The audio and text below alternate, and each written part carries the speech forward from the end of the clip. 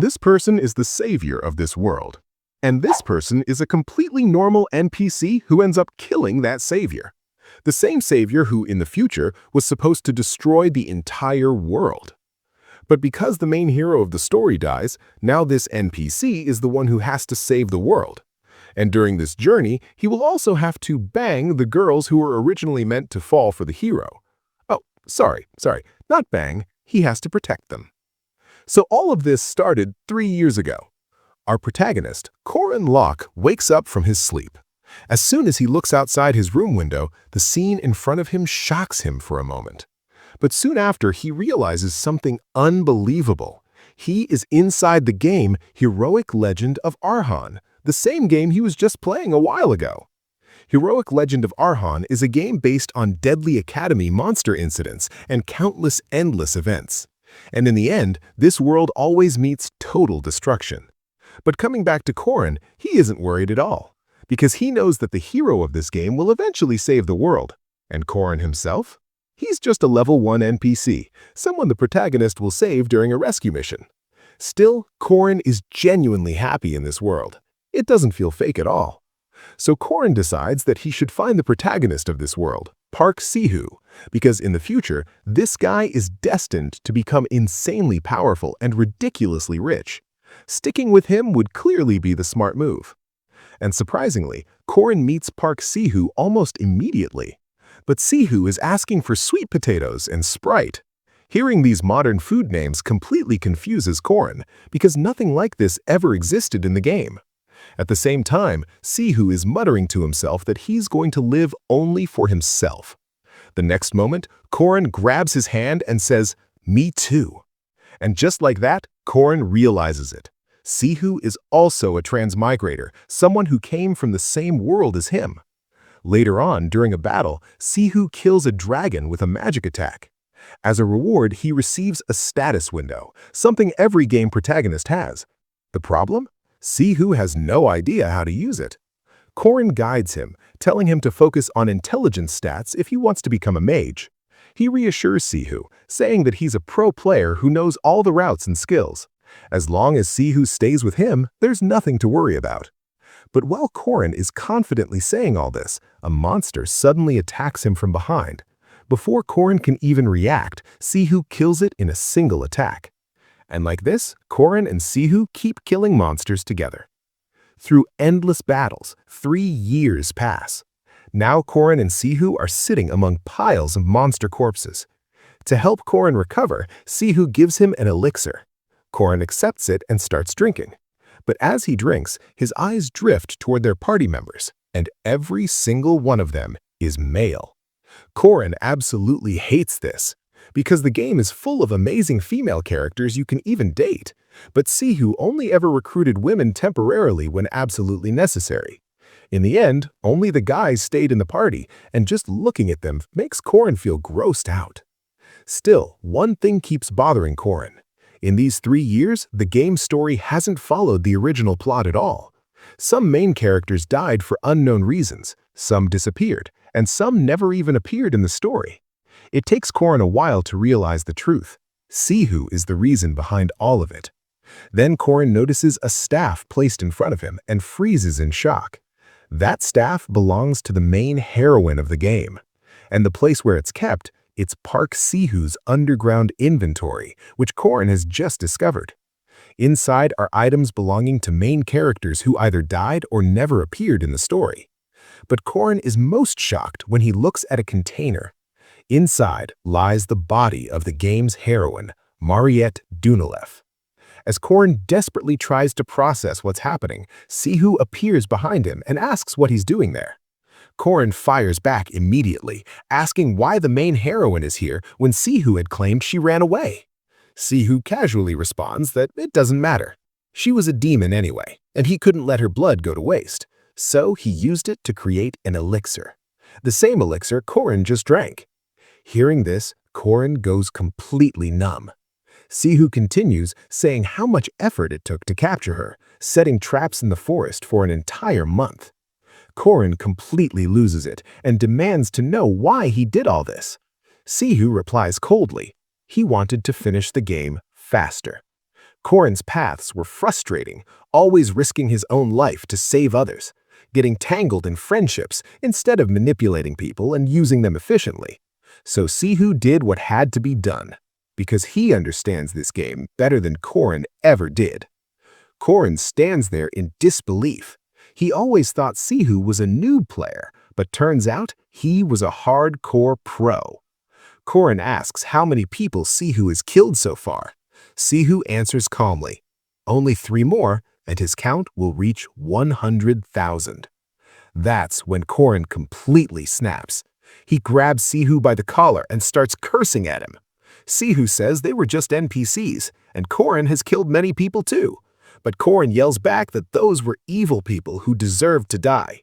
Not listening anymore, Korin starts punching Sihu, asking why he stole other players' items when he's just a mage. Sihu laughs darkly and tells him that this has gone far enough. He grabs Korin's head and slams it into the container behind him. Blood starts dripping from Korin's head. Looking straight at him, Sihu says that Korin is driving him crazy. After everything he's done for him, Korin should not talk like this. He should understand that Sihu is his everything, his whole world.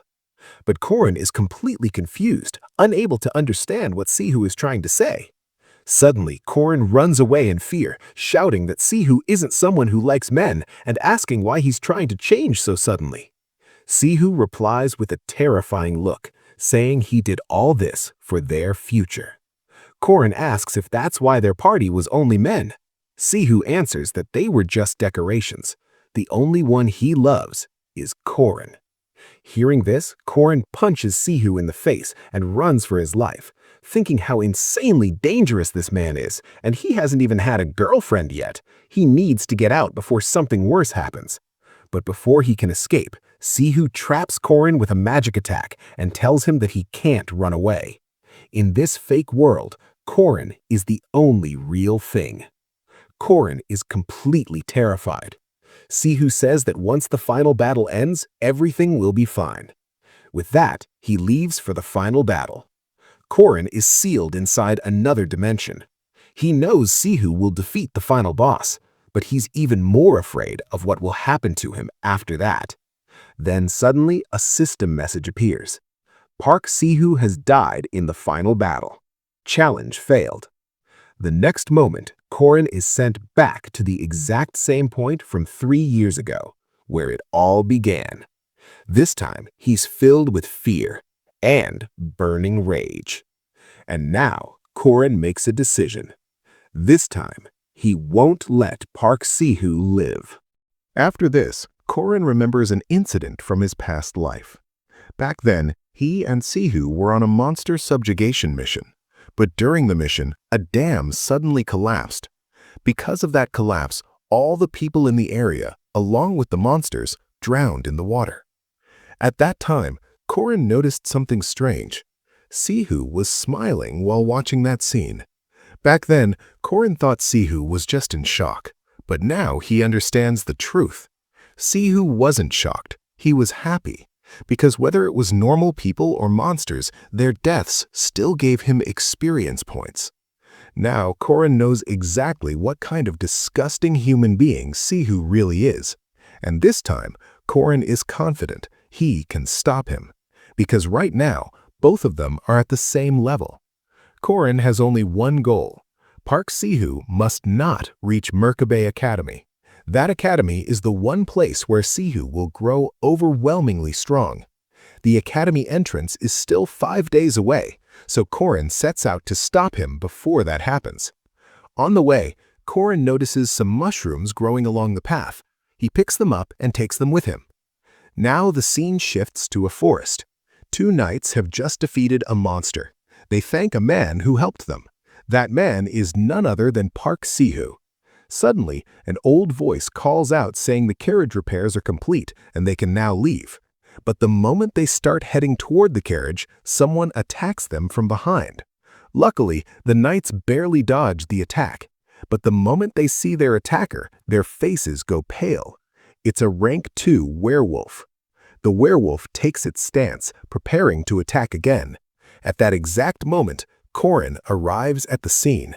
But even after arriving, Korin freezes because the werewolf kills the female knight right in front of him. Korin thinks that if he had arrived just a little earlier, he might have been able to save her. Now, only one knight remains. That surviving knight orders Sihu to run away, but Sihu instead tells the carriage driver to leave without him, saying he'll catch up later. Inside the carriage, a girl desperately tells Sihu to come with them, but Sihu refuses, claiming that he needs to help the knight. Before anything else can happen, the werewolf kills the remaining knight as well. Now the monster turns its attention towards Sihu, ready to tear him apart. Coming back to Korin, he wants to confirm something. First, is this the good Park Sihu, the hero who will save the world? Or is this the same player from his past life who came from another world? At first, Sihu looks scared after seeing the monster, but soon he steels himself and prepares to fight. The girl from the carriage attacks the werewolf to protect Sihu, but the werewolf easily blocks her attack and throws her backward. Sihu then starts explaining who she is. She belongs to one of the game's most famous noble families, the Argan family. She is their second daughter. She wields Odachi, one of the 6 king's swords. She is also one of the game's main female leads, Alicia Arden. The same Alicia Arden whom Park Sihu killed in his previous life. And now he is trying to do the same thing again. Sihu pulls out a poisonous dagger from his pocket and stabs her from behind. Seeing this, Korin finally confirms it. This is the same Park Sihu from his past life. Alicia doesn't suffer a fatal wound from the dagger itself. She turns to Sihu and asks why he did this. Sihu calmly lies, saying that he was scared and attacked her by mistake. But the poison from the dagger slowly begins to take effect. The werewolf attacks Alicia again. She barely manages to block its attacks. At the same time, Sihu is thinking to himself that she should have died already, but because she's a famous game character, she's still alive. Alicia somehow calms herself, takes a proper sword stance, and charges at the monster. Sihu panics. He's afraid that if Alicia kills the monster, he won't get the experience points. So he throws the dagger at her again. This time, Alicia dodges the attack and immediately realizes the truth. The first attack was not an accident, it was intentional. Because of this distraction, the werewolf nearly bites off Alicia's head. But just before that happens, Alicia drives her sword straight into the monster's head, killing it. However, because of the poison, Alicia is now on the verge of death. Sihu walks up to her and takes her Odachi sword. He's thrilled that he's finally obtained it. But to use this sword properly, he needs a special skill, which can only be acquired through experience points. So Sihu decides that he will kill Alicia and gain those points. Just as Sihu is about to attack her, Korin throws a pouch of golden powder at him. The powder spreads all over Sihu. Enraged, Sihu starts screaming, asking who the hell did this and telling them to come out. But instead of Korin, a group of rabbit monsters suddenly attack Sihu. Then, Korin explains that this powder was made from the mushrooms he picked up earlier. These mushrooms are the favorite food of the forest monsters. Because of the scent of this powder, the monsters mistake Sihu for food and attack him. Using this opportunity, Korin pulls Alicia to the side. Seeing that she's still alive fills him with relief. Korin tries to pull one of the monster's fangs out using his dagger, but at that moment, Sihu appears behind him and demands to know who he is. Korin casually responds, saying that Sihu killed all the monsters within 1 minute, and the Odachi must be an incredible sword. But the moment Korin stands up, Sihu recognizes him. Then Sihu asks Korin what he's doing there. From Sihu's words alone, Korin immediately realizes something. This idiot doesn't have any memories of his past life. So Korin decides to mess with him. He warns Sihu not to hold his sword so recklessly, or he might end up cutting his own hand. And Sihu actually falls for it. Seeing that opening, Korin throws dirt straight into Sihu's eyes. Blinded, Sihu starts swinging his sword wildly just to protect himself. Korin knows one thing very clearly. Sihu is physically stronger than him. So this time, Korin is ready to put everything into this fight. The next moment, Korin attacks using the werewolf's fang, but Sihu dodges it. Korin then tries to slash Sihu's neck with the fang, just to keep him distracted. And the moment he gets an opening, Korin strikes with the dagger hidden in his other hand, stabbing Sihu in the shoulder. Sihu is injured. Using this chance, Korin attacks again with the fang in his hand. But surprisingly, Sihu blocks the attack with just one hand. Still, Korin refuses to give up. With all his strength, he drives the fang straight into Sihu's throat. Game over. In the end, Korin thanks Sihu, because it was because of him that Korin managed to become this strong. And he feels no regret at all, because what he killed was not a human anymore, but a monster who would have taken countless lives in the future. Just then, the system displays a status message. Park Sihu has been killed. Based on the current situation, the system designates Korin as the sub-player of this world. At the same time, all of Sihu's accumulated experience points are transferred to Korin. Seeing the system screen, Korin wonders if he'll finally get his own stat window.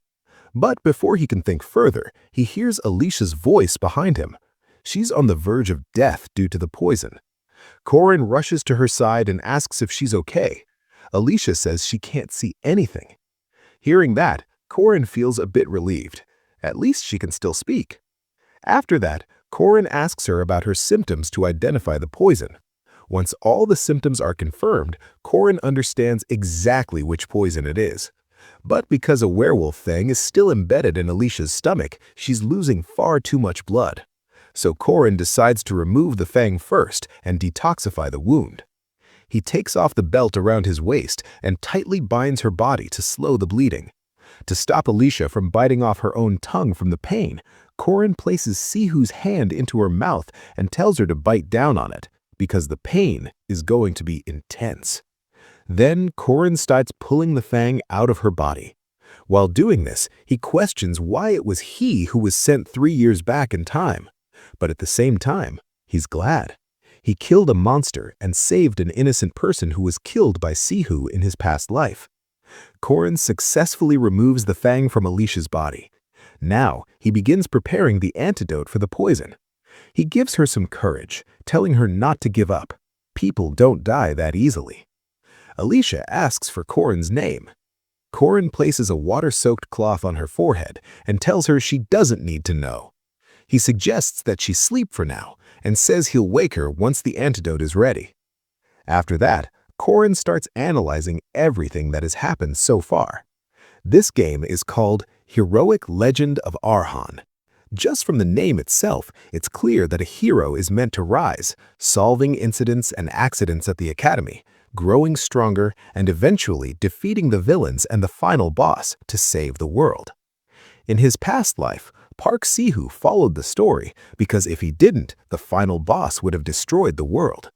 But in this life, Korin killed Sihu before the story even began, which means the role of this world's hero now falls onto Korin's shoulders.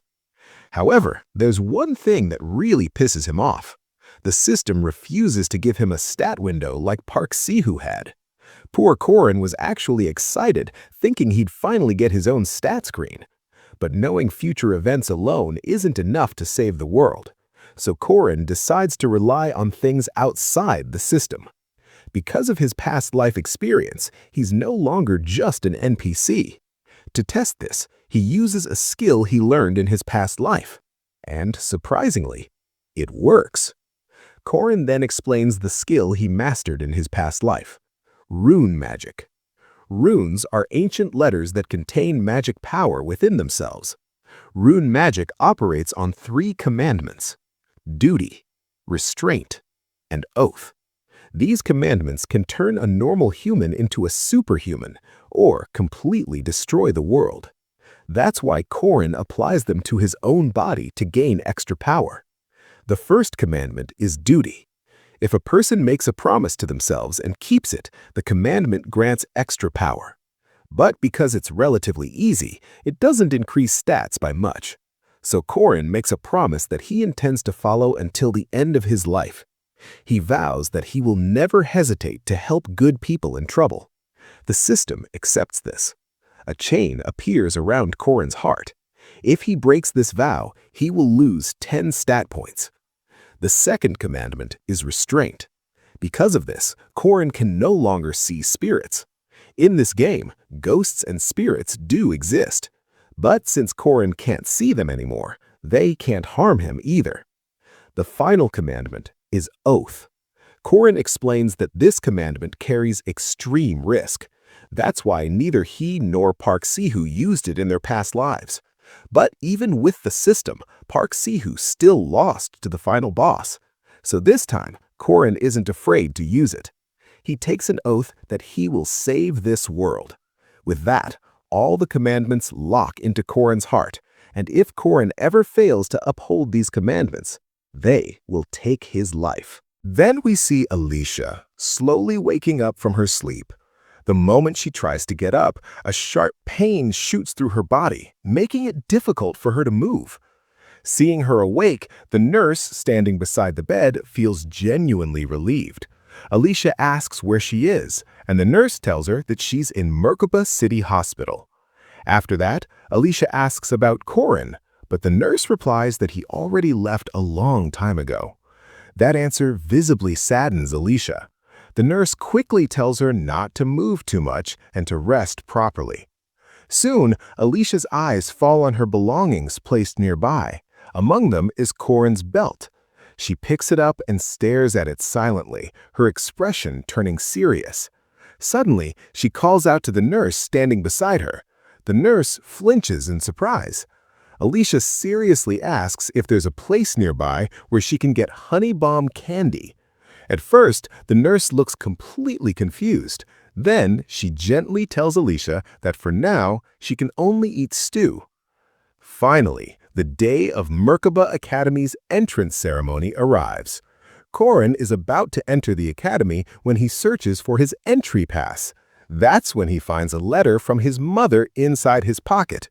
As he reads it, his emotions quietly overflow. He remembers the time when he first arrived in this world. Back then, he was afraid of everyone around him. But his family accepted him exactly as he was, and slowly, Korin began to love them back. That was the biggest difference between him and Sihu. Next, we see the Academy's train station, crowded with students searching for their assigned trains. Suddenly, a girl calls everyone to gather around. She is Mariette Dunalev, one of the female leads of this game. She meets Korin, casually compliments him, and then, unexpectedly, offers him a potato. After that, she leads the students on a tour of the academy, explaining its facilities along the way. During this, Korin reveals that Mariette is a first-class second-year mage of Merkaba Academy. But more importantly, she's also the final boss of the first act of this game. Once the tour ends, Mariette wishes everyone good luck and leaves. Now we see the interior of Merkaba Academy. Inside a large room, all the students are gathered. Everyone is terrified, except Korin. In the very next moment, the students start floating into the air. Still, Korin remains completely calm. He explains that since ancient times, people of this world have been fighting an evil tribe. The most effective weapons in that war were superhumans, those who could use aura and mana. Merkaba Academy exists to train exactly those kinds of warriors.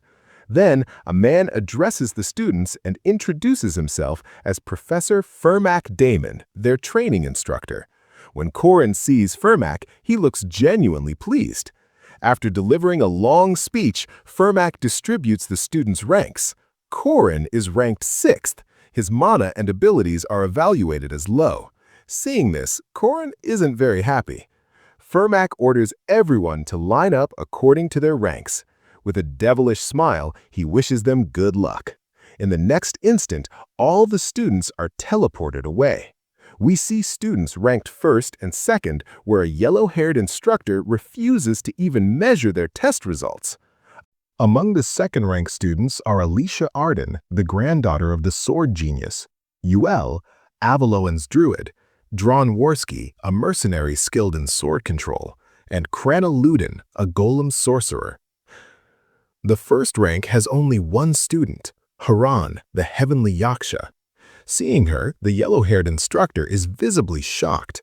She didn't expect Haran to be here this year.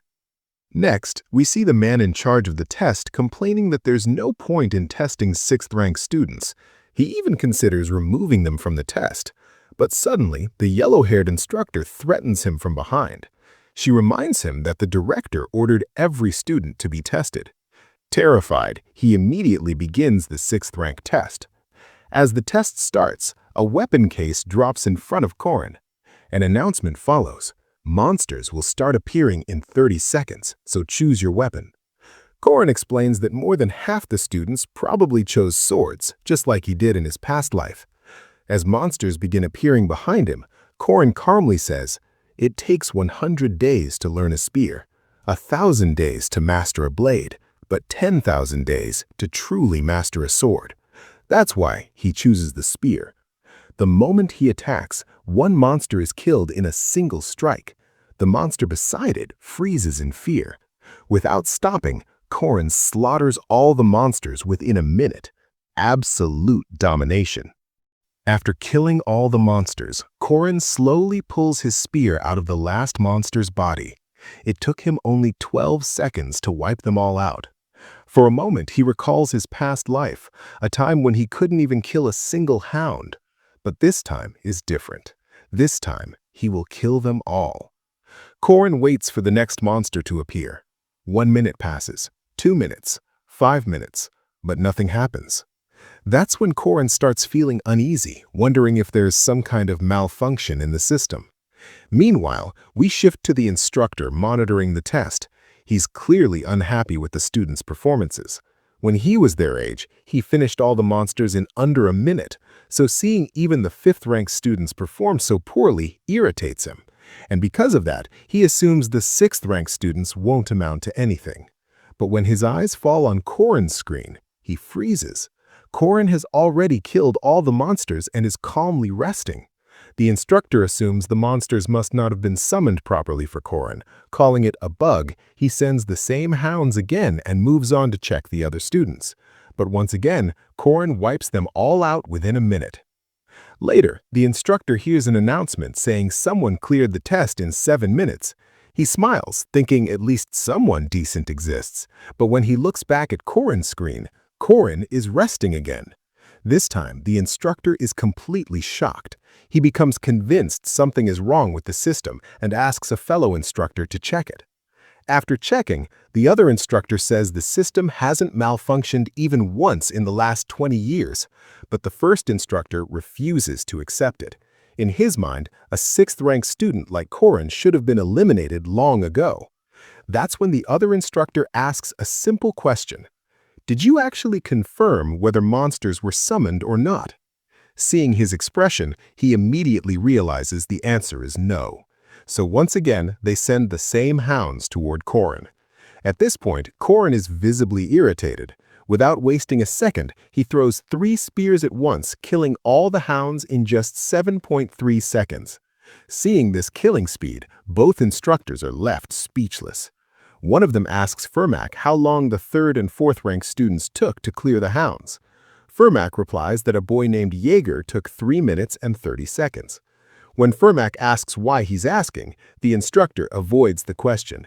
Instead, he sends a 4th-rank boar toward Korin. Korin kills it in just 3.7 seconds. Next, they summon a 3rd-rank monster, an owlbear.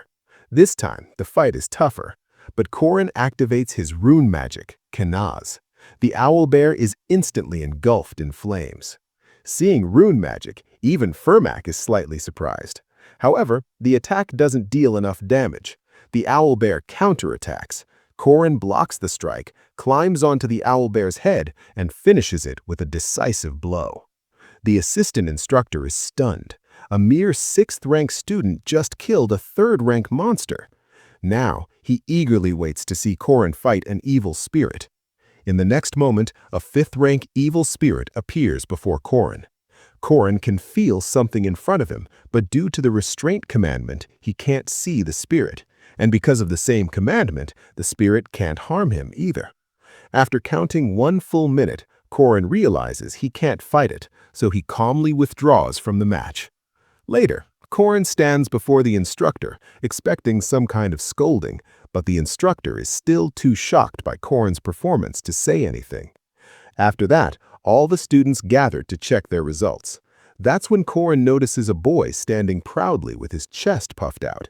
It's Jaeger Hinchpeter, an NPC from the game.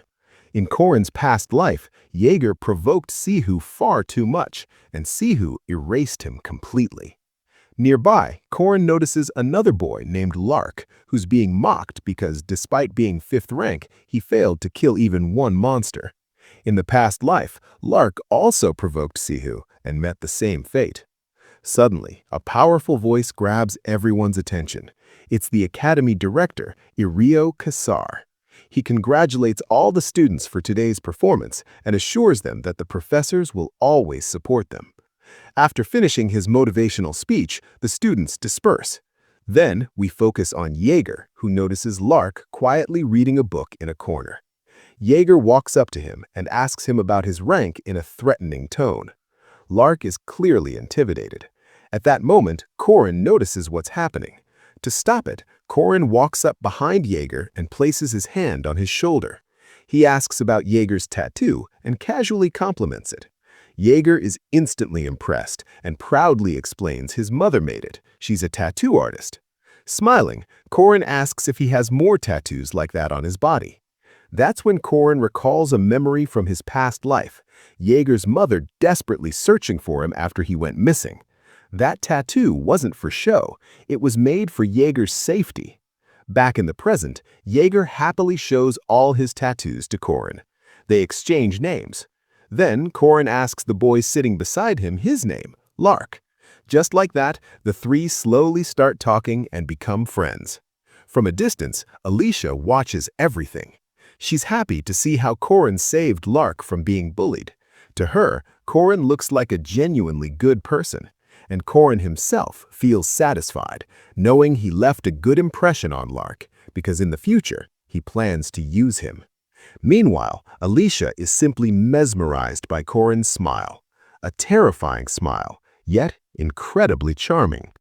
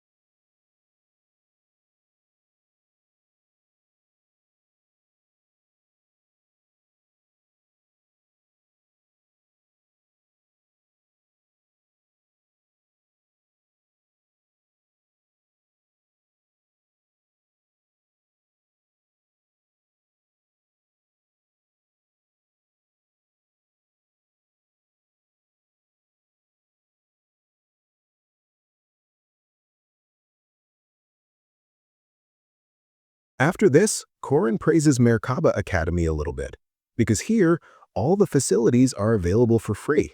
Like the cafeteria here is cheaper than the outside, and the dorms to stay in are also free. But among all these, the thing Korin likes the most is the training room, because here, even impossible training becomes possible.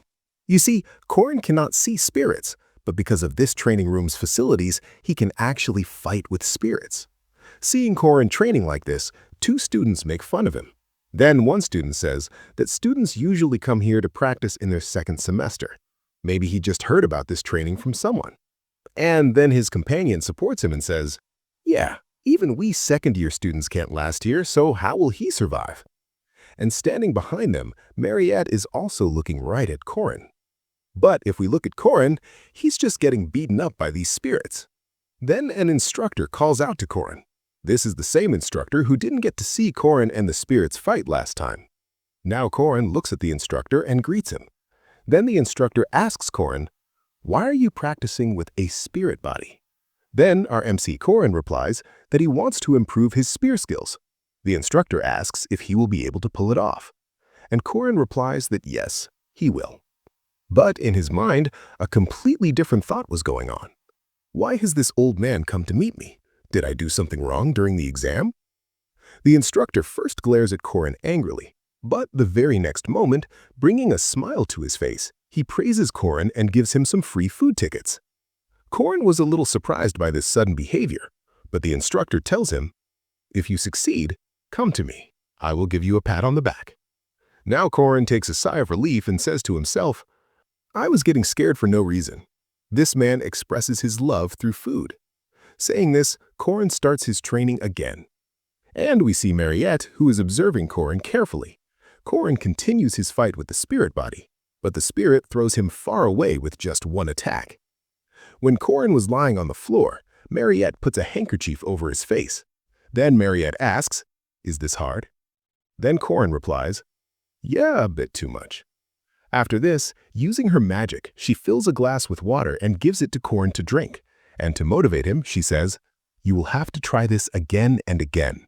Only then will you be able to do it better next time." But Korin says to himself, "Next time? I had 3 years and Park Si-hoo too, who had a stat window and a combination window to make potions and skill books. But now I've killed him, so I will have to do everything by myself." After this, Korin says thanks to Mariette, hands back her glass, and decides in his mind that he will become strong. And for this, Korin first tries to find his limits, because he wants to know how many of his past life abilities he can use in this life. Saying this, he tries his past life spear attacks. Along with this, he remembers his past, where he neither had a strong body, nor aura, nor magic power. Just with Park Si-hoo's information and the future incidents, he cannot defeat the villains of this game. And for exactly this reason, he worked the hardest in his past life. That's why he's confident that his past 3 years of hard work will not betray him. With this confidence, he throws his spear up in the air towards the spirit body. The spirit body easily dodges it. Seeing this, Mariette thinks that maybe Korin has given up. But the very next moment, she gets completely shocked, because Korin jumps into the air, catches his spear, and attacks in mid-air, killing the spirit body.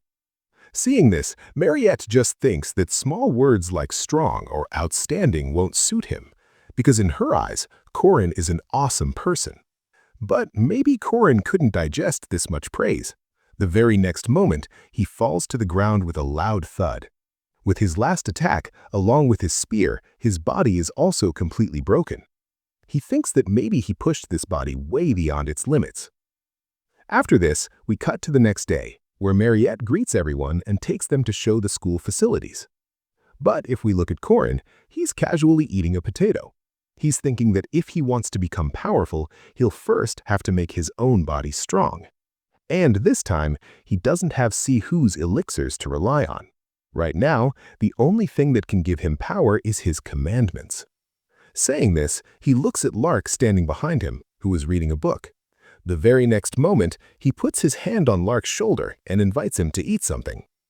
Lark gets a little confused, but when Korin brings up grimoires the next moment, Lark gets quite excited. After this, Korin explains a little bit about grimoires to us. It is a type of skill book. By reading it, one can easily perform magic. Then we see the Merkaba Academy's library, where all the knowledge of this world is kept saved for future generations. But Korin considers all these things absolute bullshit, because he knows this place is not used to pass knowledge, but to hide grimoires, just like hiding a tree inside a forest. But Lark doesn't care about these things. He just wants Korin to fulfill his promise. Korin agrees to this, but Lark will have to accept his conditions first. Then Korin tells us a little bit about Lark, that Lark is a hardworking student and he remembers all types of spells. But his problem is that due to his low magician and mana level, he has difficulty using his skills. But if you have grimoires, then it's a completely different story. After this, Korin throws a book down from the shelf. Lark was getting annoyed, because Korin had been tossing books for a while. But suddenly, Korin finds a hidden door and tells Lark to follow him. Stopping halfway, Korin calls out to Lark and reminds him of his promise. Lark was also ready. Then Lark tells Korin that he will fully help him in fighting the evil spirits together. But little did the innocent Lark know that Korin was completely fucking him over. Because the very next moment, Korin lands a hard punch right on Lark's face, knocking Lark down in one single shot. But Korin tells us that he came here just to help Lark. And along with that, he has to capture an evil spirit and complete a special quest, which will give him a reward. But there's a problem here. The one Korin has to fight is a special type of evil spirit who is already right behind him. And Korin explains that completing this quest is almost impossible because the one the player has to fight is a General Duke who ruled the South 800 years ago. And with that same exact power, he attacks Korin right now. But because of his commandments, Korin can neither see that spirit, nor can its attacks do anything to Korin. And Korin doesn't even have a clue that the Duke's spirit is attacking him. Korin's just thinking, is something happening here? But later, he calls out to that Duke's spirit and says, look bro, I can't see you, so just possess this boy's body. And this bastard tells the spirit to enter Lark's body. After this, Korin explains a little bit about the Duke. In this world, due to some reasons, normal humans turn into demi-humans, like vampires and werewolves. And Sabancia Duke was one of them, who one day just randomly turned into a vampire and killed his servant. Although he tried to resist his vampire instincts, he failed. And due to no having control over himself, he kicked his wife and daughter out of the castle. And so he wouldn't take any more lives, he sealed himself inside a magic book, which is a grimoire, the very one Korin is looking for. And right now we see Lark, who has been possessed by Sabancia Duke, and he charges an attack at Korin with full power. But Korin now reveals why he chose Lark. If a special evil spirit possesses someone like Lark, they can realize their maximum physical powers. But Lark is a character in this game who has the absolute lowest physical stats. And saying this, Korin puts Lark right back to sleep with just one punch. Although Korin apologizes to Lark, this was the easiest way to complete the quest. And further, Korin tells us that if he kills the possessed Lark right now, he will get a highest grade item, which is the Duke's cape and vampire's armor, the same items that Sihu used to wear, which helped him a lot in the future. But Korin is different from Sihu. After this, he asks Sabancia Duke, "Are you curious to know about your wife and daughter? Do you want to know what kind of life they lived?" And with this, Korin tells Sabancia Duke everything about how his wife died and how his daughter became an amazing adventurer. And this time, Korin tries to finish this quest in a different way, because he also has a family now, and he can't just watch the poor soul suffer like this. And after this, Sabancia Duke apologizes to Korin for his behavior so far, and after talking to Korin a bit more, the Duke's soul finally gets salvation, and Korin receives the rewards for this quest, which are an epic-level Duke's soul dust and 2 grimoires, out of which Korin uses 1 grimoire for himself, which gives him an ability called Persistent Warrior's Regeneration. The advantage of this is, as long as Korin doesn't lose his fighting spirit and will, this ability will keep recovering him. And Korin remembers that same fucking idiot Sihu also had this exact ability, but he never used to get hurt. That's why Korin doesn't know how much this ability can actually recover him. And now, finally, Lark also regains consciousness, and Korin tells him that an evil spirit had possessed him, but Lark questions him. Does someone's face also get swollen when an evil spirit possesses them? But Korin plays innocent and says, yeah, maybe it happens. And then Korin gives the grimoire to Lark. Seeing this, Lark is completely surprised, and he asks, can I really take this? And then Korin gives his last reason why he chose Lark, because he wanted to see how it feels when hardworking people also get rewarded. And along with that, his commandment's duty rewards him for helping good people, which is a whopping 80 stat points. Seeing this, Korin gets totally shocked, because in this game, leveling up only gives 5 stat points, and the stat points he just received would normally take 16 leveling ups. But Corin ignores all this and just picks up Lark and carries him away. And with this, the quest also starts to disappear. And we realize why Corin got 80 stat points. It's because he didn't just help Lark, he helped the Duke as well. After this, we see the training room again, where Mariette is handing potatoes to some dogs. Oh, sorry, some boys. And later she goes to Corin and asks, "Are you going to fight the spirit body today as well?" And Corin replies with a yes. Then Mariette says to Corin, "I believe in you and I will cheer for you from here." But seeing this lovey-dovey scene, those potato-eating dogs, those boys, start burning with jealousy. And they say to Mariette, "He's just a first-year student. He won't be able to do anything. Don't give him false hope." But Mariette replies to them with a confident smile, "Is that so?" And saying this, she places a 2-gold bet on Corin. Getting excited by this, everyone else bets their money on Corin losing. But Corin was getting annoyed by their bullshit because he came here to practice, not to have bets placed on himself. But Corin focuses on his fight.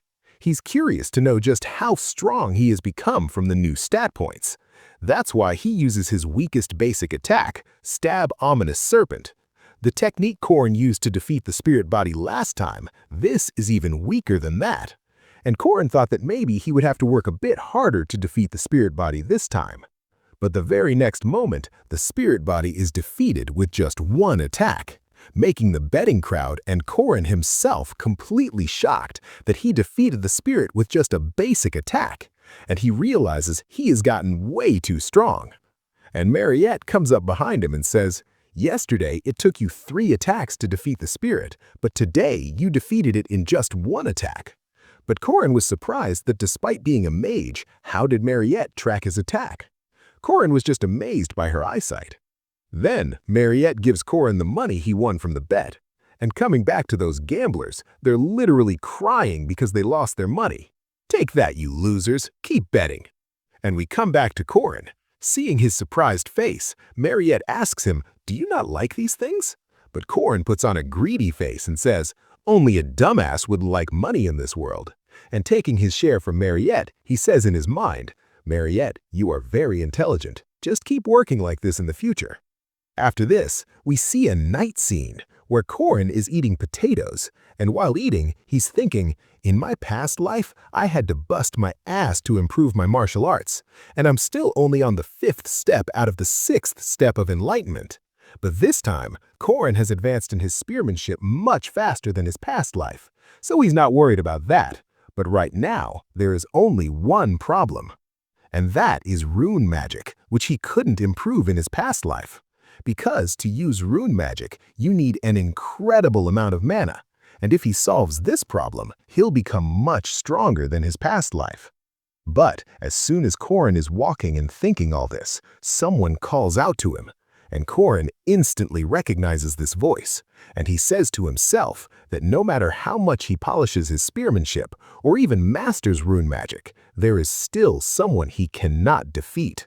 A female character whom even Park Si-hoo was scared shitless to fight, one of the most powerful characters in this game, the heavenly Yaksha, whose name is Hwaran. And Corin is just thinking, what is she doing here at this time, and why is she talking to me? But Corin knows that she's a walking time bomb who can explode at any moment. That's why he ignores her and starts walking away. But right then, Hwaran calls out to him and says, "I don't think you're the owner of that body."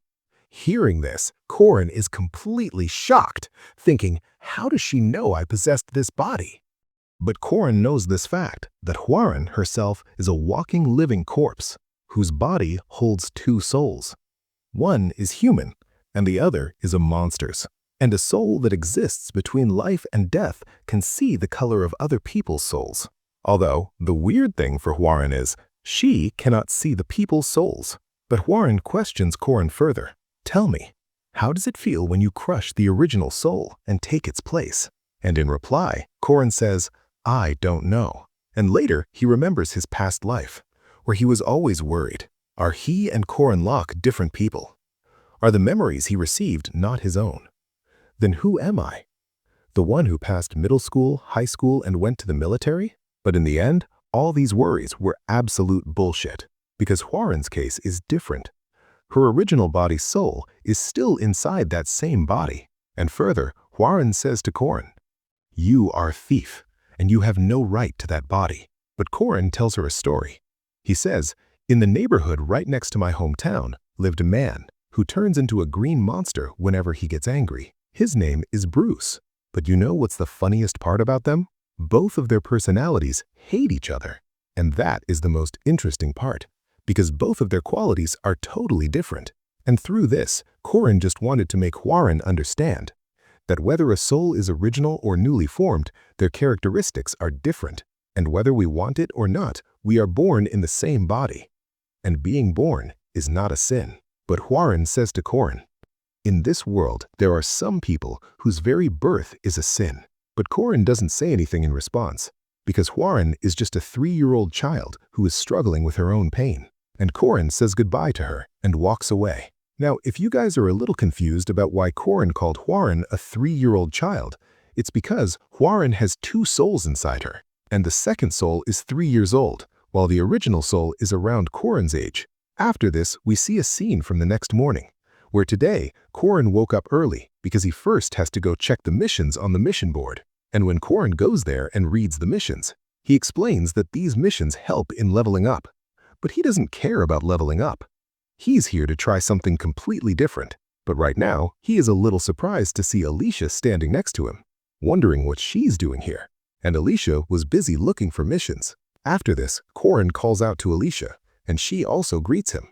And later, Korin questions her. "You are already at the 2nd rank. Do you still want to rank up even faster?" But Alicia replies to him that she needs money. But Korin tells her, "You are at the 2nd rank, so you must be getting a good scholarship from the academy, right?" But she tells him that she belongs to one of the top 10 richest families in this world. That's why the academy refused to give her a scholarship. And Korin understands that just like in Korea, kids from wealthy families here don't get scholarships either. And Alicia further explains that her family wants her to stand on her own 2 feet, so they are not giving her any money either. Realizing this, Korin understands that this poor girl's situation is seriously screwed up. So, to help her, Korin suggests a patrol mission to her, because here you get more money for less work. And hearing this, Alicia gets really happy, and she asks Korin, "This mission requires 3 people, so will you come?" But Korin refuses, saying that he has some other work to do. And later, he accepts a mission to find a lost cat. Now, Korin explains why he accepted this rescue mission despite the reward being so low, because this cat was about to be killed by a monster. But if Korin saves it, he will save this cat's owner from falling into misfortune and depression, which means his commandment will give him a reward, which he actually already received. Seeing this, Korin goes totally crazy, realizing that even from such normal missions, he is getting a ton of experience points. And seeing Korin laughing like a maniac, that poor little girl gets scared and runs away from there. And Korin dives right into similar missions, where he saves someone from getting bullied or saves someone's ring from getting stolen. But right then, he remembers the most important task he had to do first thing today. After this, we see a house where a man breaks a table in a fit of rage. And the reason for his anger was that he mixed 10 different ingredients to make a sauce so he could make a tasty chicken dish. But so far, he hasn't been able to make a tasty chicken dish that satisfies him. But right then, someone calls him from behind. It was Korin. And striking a South Indian hero pose, he says to him, "Put starch syrup in your chicken, your problem will be solved." And saying this, he starts walking away. But if we look at that man, he was thinking, "Who the fuck is this idiot giving me free advice?" But listening to Korin, he puts the sauce in the chicken, saying, "Only a fucking lunatic would put starch syrup in chicken." But the very next moment after adding the starch syrup, he goes totally crazy over the chicken's taste. And Korin was happy, because now he will get to eat Korean-style chicken. But right then, his commandment rewards him 5 points for helping that man. Korin was surprised by this, because this time he helped that man for his own selfish benefit. And now Korin went totally crazy, because the commandment was giving him points even if he helped people for his own selfish benefit. And while he was laughing like a maniac, Hwarin was watching him from afar, thinking that Korin is a very weird person. But right then, the yellow-haired instructor comes up behind her, whose name is Josephine. And she says to Hwarin, I gave you permission to roam around outside, but you should take my permission before going anywhere. But Hwarin doesn't reply to her, and she remembers the words Korin said to her, where he was telling her that being born is not a sin.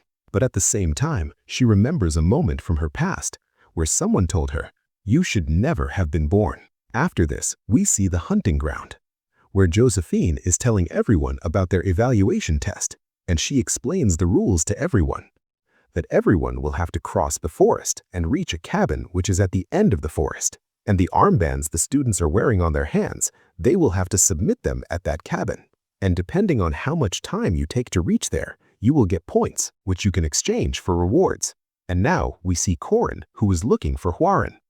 But because she is way too strong, she didn't participate in this test. And right then, Alicia calls out to Korin from behind, and Korin asks her about yesterday's mission, to which Alicia thanks him, because thanks to him, she was able to make good money. After this, Korin gives Alicia a honey bomb candy. Seeing this, Alicia gets absolutely delighted, and he tells Alicia, "I bought this for my sister, but I can't give it to her now."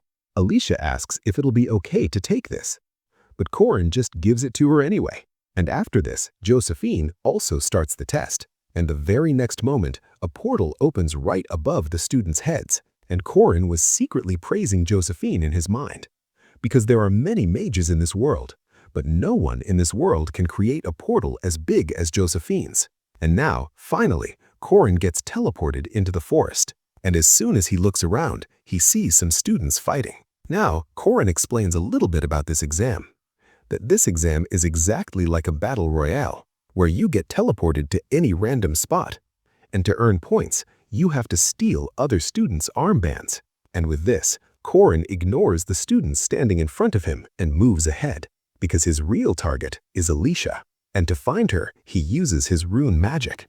And he's happy about the fact that Hwarin didn't participate in this exam, so passing it will be easy for him. And to track Alicia, Korin had placed a rune magic inside that honey bomb candy he gave her. And now, making a face like an absolute predator and screaming Alicia's name, Korin sets out to find her. And right now, we come back to Josephine, who was talking to the chairman.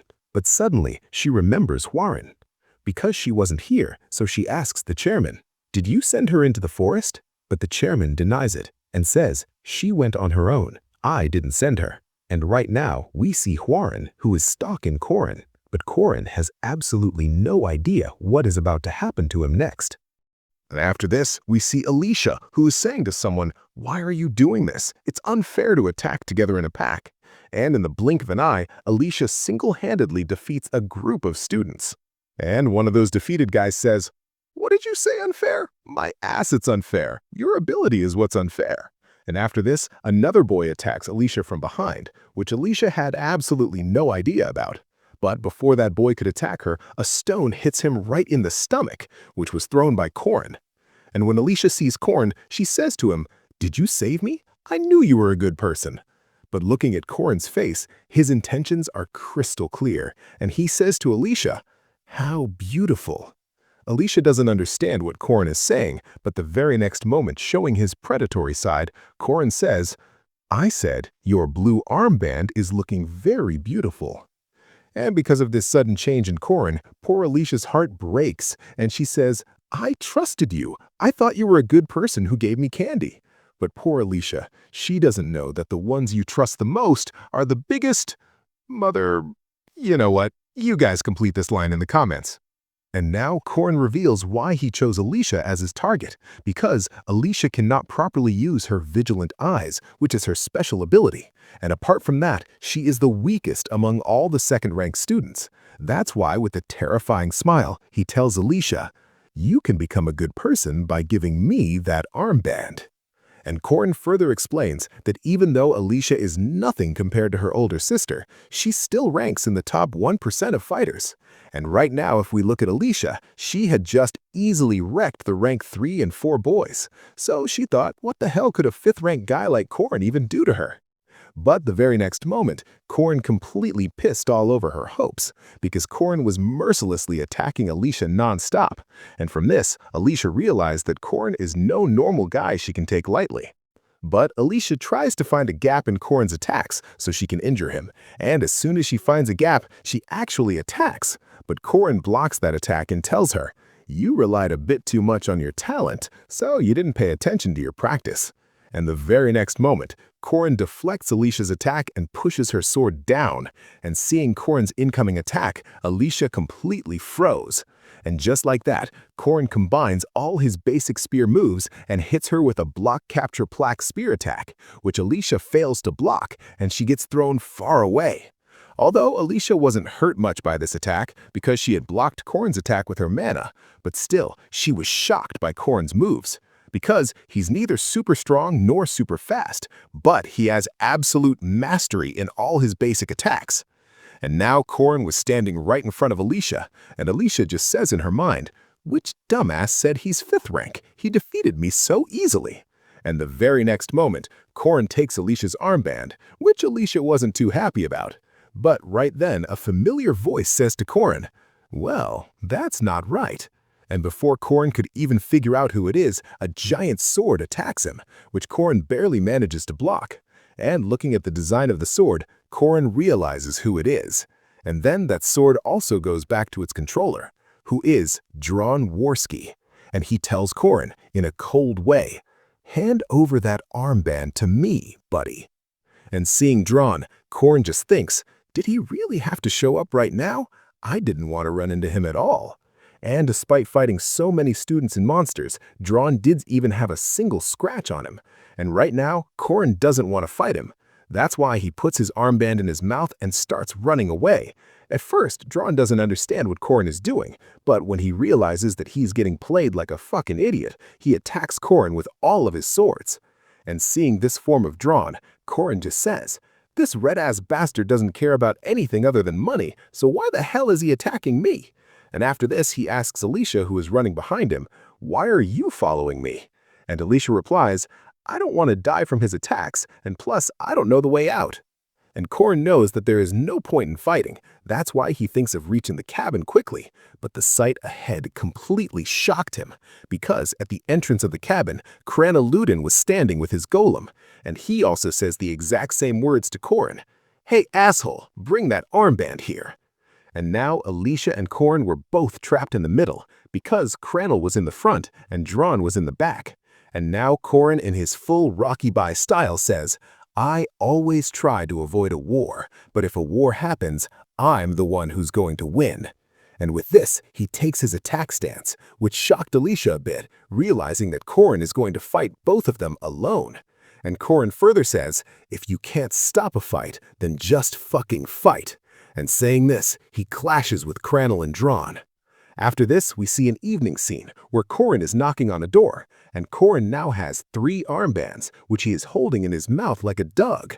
And he asks the man standing in front of him, "Can I choose my prize?" And the man standing ahead also praises Corrin. "Wow, you have 3 armbands. You are quite an impressive student." And now we see how Corrin defeated Cranal and Dron. And now Alicia will narrate this from her perspective. So she tells us that first, Corrin destroyed the magic core of one of Dron's magic swords and jammed the second sword into the ground so Dron couldn't control it. And instead of blocking the third sword, he dodged it and redirected it towards the golem. And later, to dodge the golem's attack, he hid behind Dron. And when Dron and the golem started fighting each other, taking advantage of this, Corrin found the golem's core and destroyed it. And just like that, he took both of their armbands. And seeing this whole scene, Alicia was completely shocked. And she was seeing her sister's reflection in Corrin, because Corrin defeated both of them using only basic attacks. And now she remembers Corrin's exact words when he defeated her, that she lacked practice. And Alicia realized that she first needs to master her basics. And now, coming to Dron, he was just thinking that Corrin defeated him before he could show his full power, as if Corrin already knew all his techniques. Bro Dron, he does know your attacks. He came from 3 years in the future. And Cranal, he was currently lying on the ground, and Corrin goes to Cranal and gives him a suggestion. Golems are effective against weak people, but strong people can easily defeat them. And Corrin further says, if I were in your place, I would have a friend guard me. But in reply to this, Cranal tells Corrin, I don't have any friends. Hearing which, Corrin himself didn't know what to say. But then he just wishes him good luck and leaves. And now coming to Crannel, he was crying and cursing Corin, calling him a motherfucker. And that day, Corin taught the second-ranked top students a lesson that they will remember for the rest of their lives. And Corin was just happy with his armbands. And he further tells us that right now, the only strong participant left in this competition is a druid who has the protection of the forest. And right now, we come to Yule herself, who is attacking someone. But her opponent was way too strong for her, who is the strongest person in this Merkaba Academy. Only my Mariette Dunalef, who completely washes out Yule with just one attack. And Corin explains that Mariette is playing the role of a monster here to maintain the balance of the exam. And right now, Mariette goes to Yule, asks her name, and starts chatting with her a bit.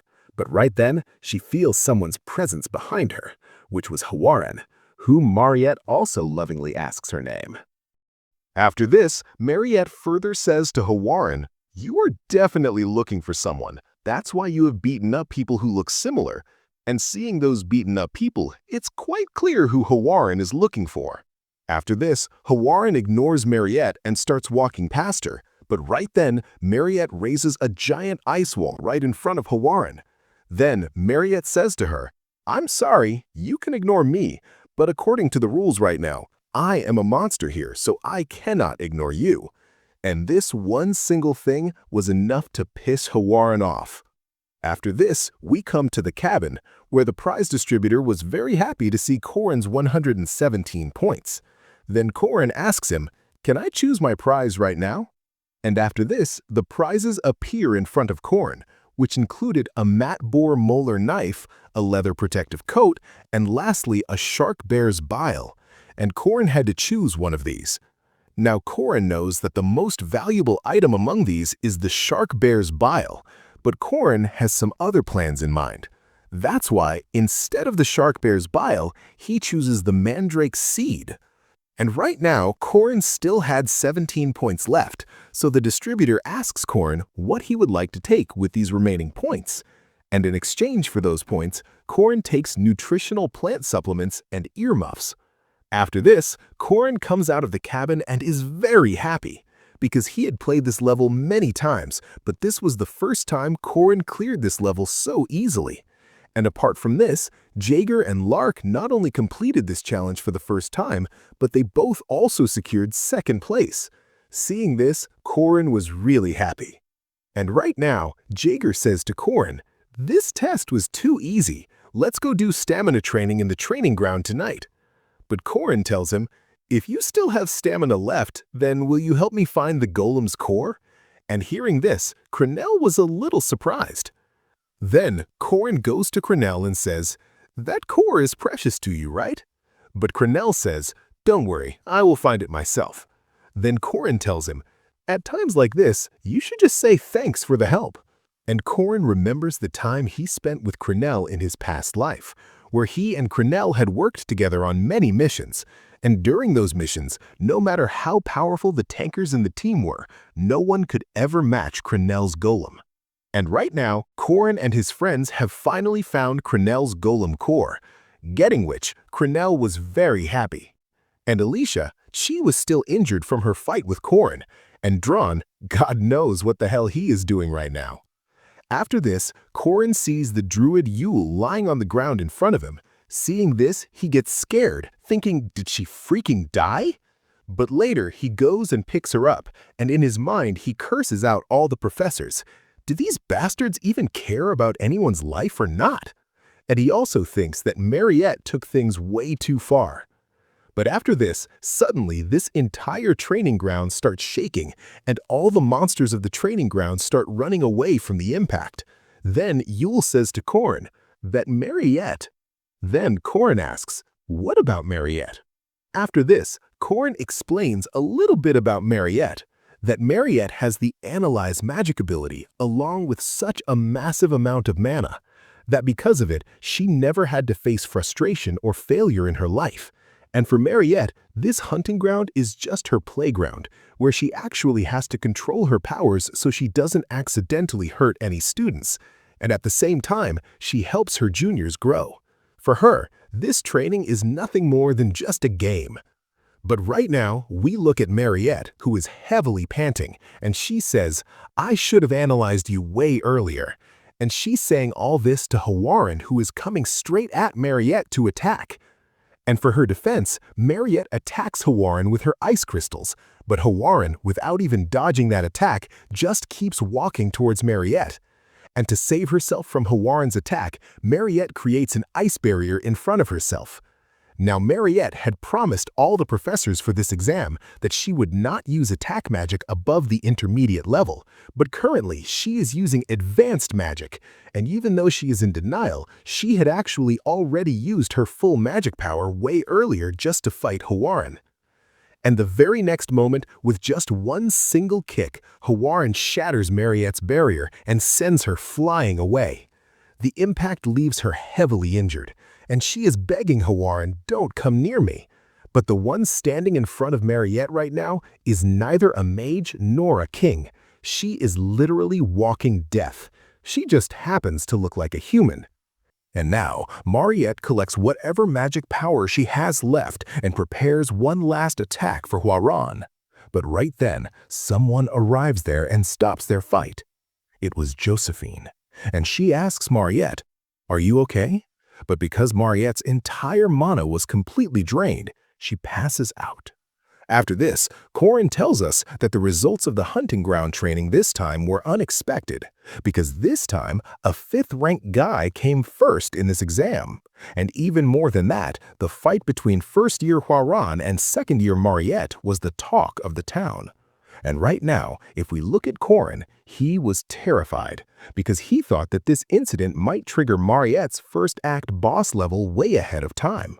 But right now, he is relaxed because nothing like that happened, and the story is still following its original plot. And then, while walking away from there, he says that there are still 3 weeks left for the first act's final level, and right now, he has even more important things to do. After this, Corin comes to a jungle and is looking for something.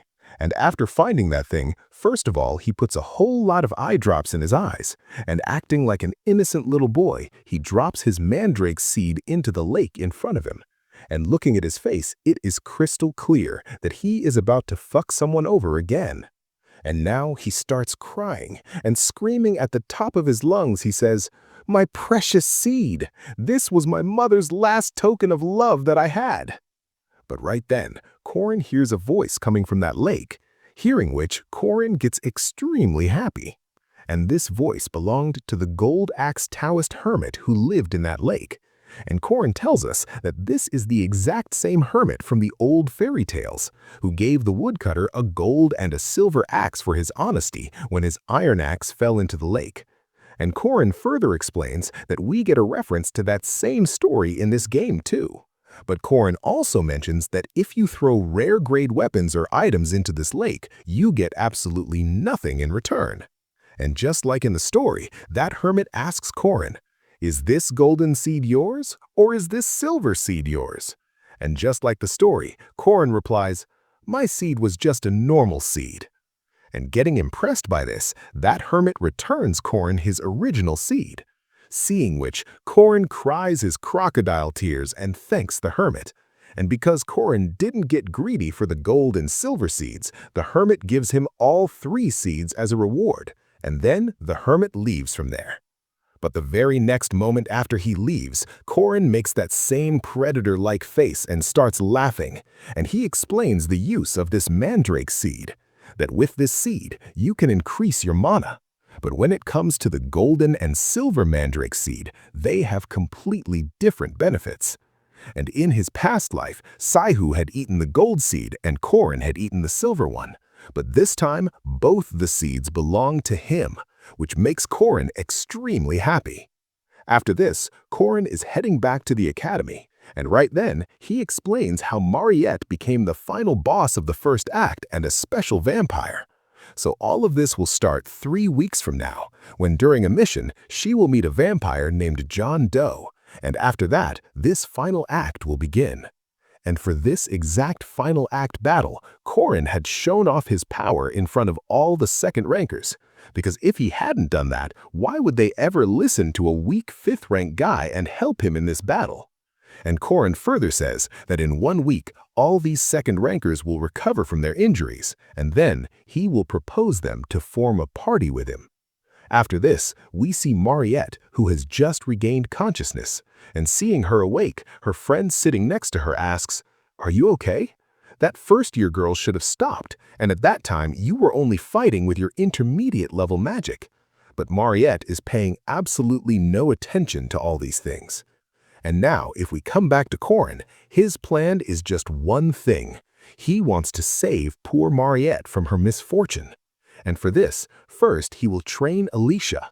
After that, he will hire Drawn for this job and convince the druid for this as well. And lastly, he will befriend Cranel. And with all these preparations, Corrin thinks that saving Mariette this time will be a piece of cake for him. But right now, we cut back to Mariette, who has opened her eyes. And the very next moment, she attacks her friend standing in front of her in her vampire form. After this, we come to Josephine, who is saying to someone, "I shouldn't have let you go there at all, and if you seriously want to learn something, then I will personally teach you. So now you self-reflect by yourself." And Josephine says all this to Hiron, whom Josephine is locked in her room for the mess she had created. And our sweet Hiron, no, only my sweet Hiron, is just thinking right now, should I jump out of here and run away? And she was lost in her thoughts when Corrin suddenly comes and scares her, which genuinely scares poor Hiron. After this, Corrin says to her, "I knew that I would find you right here." Then he tells her his name and reminds her that they have actually met before. Then Corrin, showing a cake to Hiron, says, "I'm coming to meet you for the first time, and it is said that going empty-handed to meet someone for the first time does not look good, so I brought a gift." But Hiron is not understanding anything about what Corrin is doing. Then Hiron says to Corrin, "Coming here is against the school rules." But Corrin in reply says to her that, "I am not inside your room right now, rather I'm hanging on a tree, and it looks like Josephine is also not here." After this, Corrin tells his real reason for coming here, that he actually came here just to see Hiron, but seeing Hiron he was a little surprised because Hiron did not get a single scratch from her previous fight. And because of the mess Hiron made in the hunting ground, Josephine banned her from roaming around and meeting anyone and locked her in the room. And now Hiron tells Corrin that not only did Josephine lock her here, but she hasn't even come to meet her for 4 days. But when your luck is completely trash, what can a guy even do? This same saying applies to Corrin right now, because the very next moment, due to the tree branch breaking suddenly, the poor guy falls. But more than falling, he was shocked by this fact that Josephine did not come to meet Hiron even once in so many days. And in this shock, the poor guy falls the very next moment. Although, because of having the persistent warrior's regeneration ability, he immediately recovers and says to Hiron, "I just remembered some work right now, so I'm going from here right now, and I will definitely bring something to eat for you later." But Hiron was still confused about what this idiot is trying to say. After this, we see Corrin, who is running away very fast somewhere, and while running, he is thinking that Josephine left a huge danger like Warren just like that. So Corrin feels that there is something definitely wrong in the academy. After this, Corrin also sees Professor Dana and Professor Fermac-Daman of the magic faculty running in a hurry, due to which his doubt now starts turning into belief. After this, we see a guard who is guarding some room, and he says to Corrin standing in front of him that your visiting request has been rejected. But Corrin, like a sweet kid, says to that guard, "Oh, Officer Kron, I haven't come here for that work. Josephine has sent me here to give you something to eat and drink." And seeing the food, that guard becomes very happy and says to Corrin, "Did Josephine send this? She knows very well how to take care of her companions." But Corrin, first he analyzes the situation here, that his request to meet Mariette has been canceled, and Mariette's friend Isabel, who was taking care of her, is also missing now. And a guard who is keeping watch in front of a medical room. And now, from all these things, Korin starts becoming even more suspicious that something is definitely wrong here. And to find out about this mess, Korin has put the rune magic of a strong laxative in that guard's sandwich, which that guard is eating right now. And the very next moment of eating the sandwich, suddenly a very sharp pain starts in that guard's stomach. And seeing this scene, Korin was very happy, and now he says to that guard, "It seems your stomach has gone bad. I had seen a washroom right there on the side. You should go there." And hearing this thing from Korin, that guard starts going to the washroom to release his payload.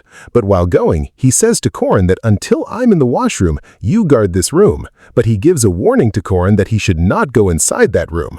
And Korin, also laughing, replies to him that yes, he will guard this room and won't go inside the room either. But right now, Korin is in a lot of tension because he has already come inside the room, but he is scared of this fact that this final boss act was supposed to start after 1 month. But then he prays that this thing is a lie, and pulling the clothes kept in front of him, he gives a voice to Mariette. But there, instead of Mariette, her friend Isabel was lying, seeing which Korin was surprised. And from the teeth marks on Isabel's neck, Korin understood the whole thing, why all the professors have increased the security so much, because Mariette has awakened into the first act's final boss, Vampire. And Korin was now in trouble because the act which was supposed to start after 3 weeks has started right now. Now Korin explains a bit about how to defeat this final boss, Mariette. So there are 4 phases to defeat Mariette. In Phase 1, we have to fight with monsters, which will be cleared easily. In Phase 2, we have to stop Mariette with a magic circle, and as soon as we succeed in holding her back, then Phase 3 starts, where we have to face a powerful, bloodthirsty enemy. And when we defeat that powerful enemy, then we reach the last pattern, and the final phase also starts. And Korin further tells that we can easily reach the 3rd phase of this level even without Park Sihu, just by teaming up with the powerful students of the first year. But, as I said, when your luck is absolute trash, there's literally nothing you can do, because Alicia is injured right now, and the one who injured her is Korin himself. Drawn swords are also broken. Those 2 were broken by Korin himself. And lastly, poor Cranel, his golem core is also destroyed, which is also Korin's doing. And because of all these things, Korin is absolutely terrified right now, because even before the final boss, Mariette, Korin himself beat up all the powerful students of the first year. But Korin was still thinking that in the original story, only after Mariette's encounter with the murderous vampire of Fog City, Mariette attacks her friend and goes on a rampage. And in his past life, when Mariette attacked Isabel, Korin and his squad were waiting right outside the dorms where Mariette stayed, because Korin wanted to finish this matter quickly, but at that time, Sihu deliberately let Mariette run away from there. But right now, Korin thanks himself because in the training ground, not only did he break Alicia's bones, but he also broke Cranel's golem, because of which these 2 are of no use right now. And Korin also thinks about taking Hwarin in the team, but if she goes there, who knows what kind of terror she will cause, and being scared of this very thing, Korin doesn't take her. After this, we again come to the training room, where Korin is saying to someone that the difficulty level of this mission is special, and you have to capture someone without killing them. And Korin was saying all these things to Drawn, who says to Korin, "Are you crazy? We mercenaries have a rule that we don't fight a battle which we can never even win, and on top of that, you also broke my swords, because of which I only have 2 swords right now." But Korin gives him an offer of 20 gold coins, but Drawn was still not agreeing. So, to convince him, Korin offers him the Duke's soul dust, which now even Drawn cannot refuse. And with this, Korin successfully includes Drawn in his team. After this, we come to the library, where now Korin is with Yuel, and he promises to Yuel that he will teach her the Ogham alphabet of her Druid language, because Korin knows that the records of the Druid language have disappeared because of burning in the forest fire. And that is why Korin gives the offer of teaching the alphabet to Yuel. And Yuel asks Korin that, "What will I have to do?" And next to this, Yuel also joins Korin's team. After this, we come to the canteen where Korin was telling Yager and Lark about his mission, that he needs some members in the team. But in this, the salary will be less and the risk will be higher. And maybe life can also go, because they're going to fight with strong demons. But if we succeed, then we will get both honor and fame. And this useless Korin knows what his friends want the most, and that is why both of them also join the team. And with this, they set out on the hunt for Mariette Ark, where leaving Korin and Yager, everyone else was a little scared. And ahead, he remembers the thing of his past life, where Sihu had told him that it took him 1 month to find Mariette, because Mariette had dug a tunnel in the forest and was hiding there. And Corin is getting the advantage of those words of see who now, because in this academy there is only one forest, which is the hunting ground.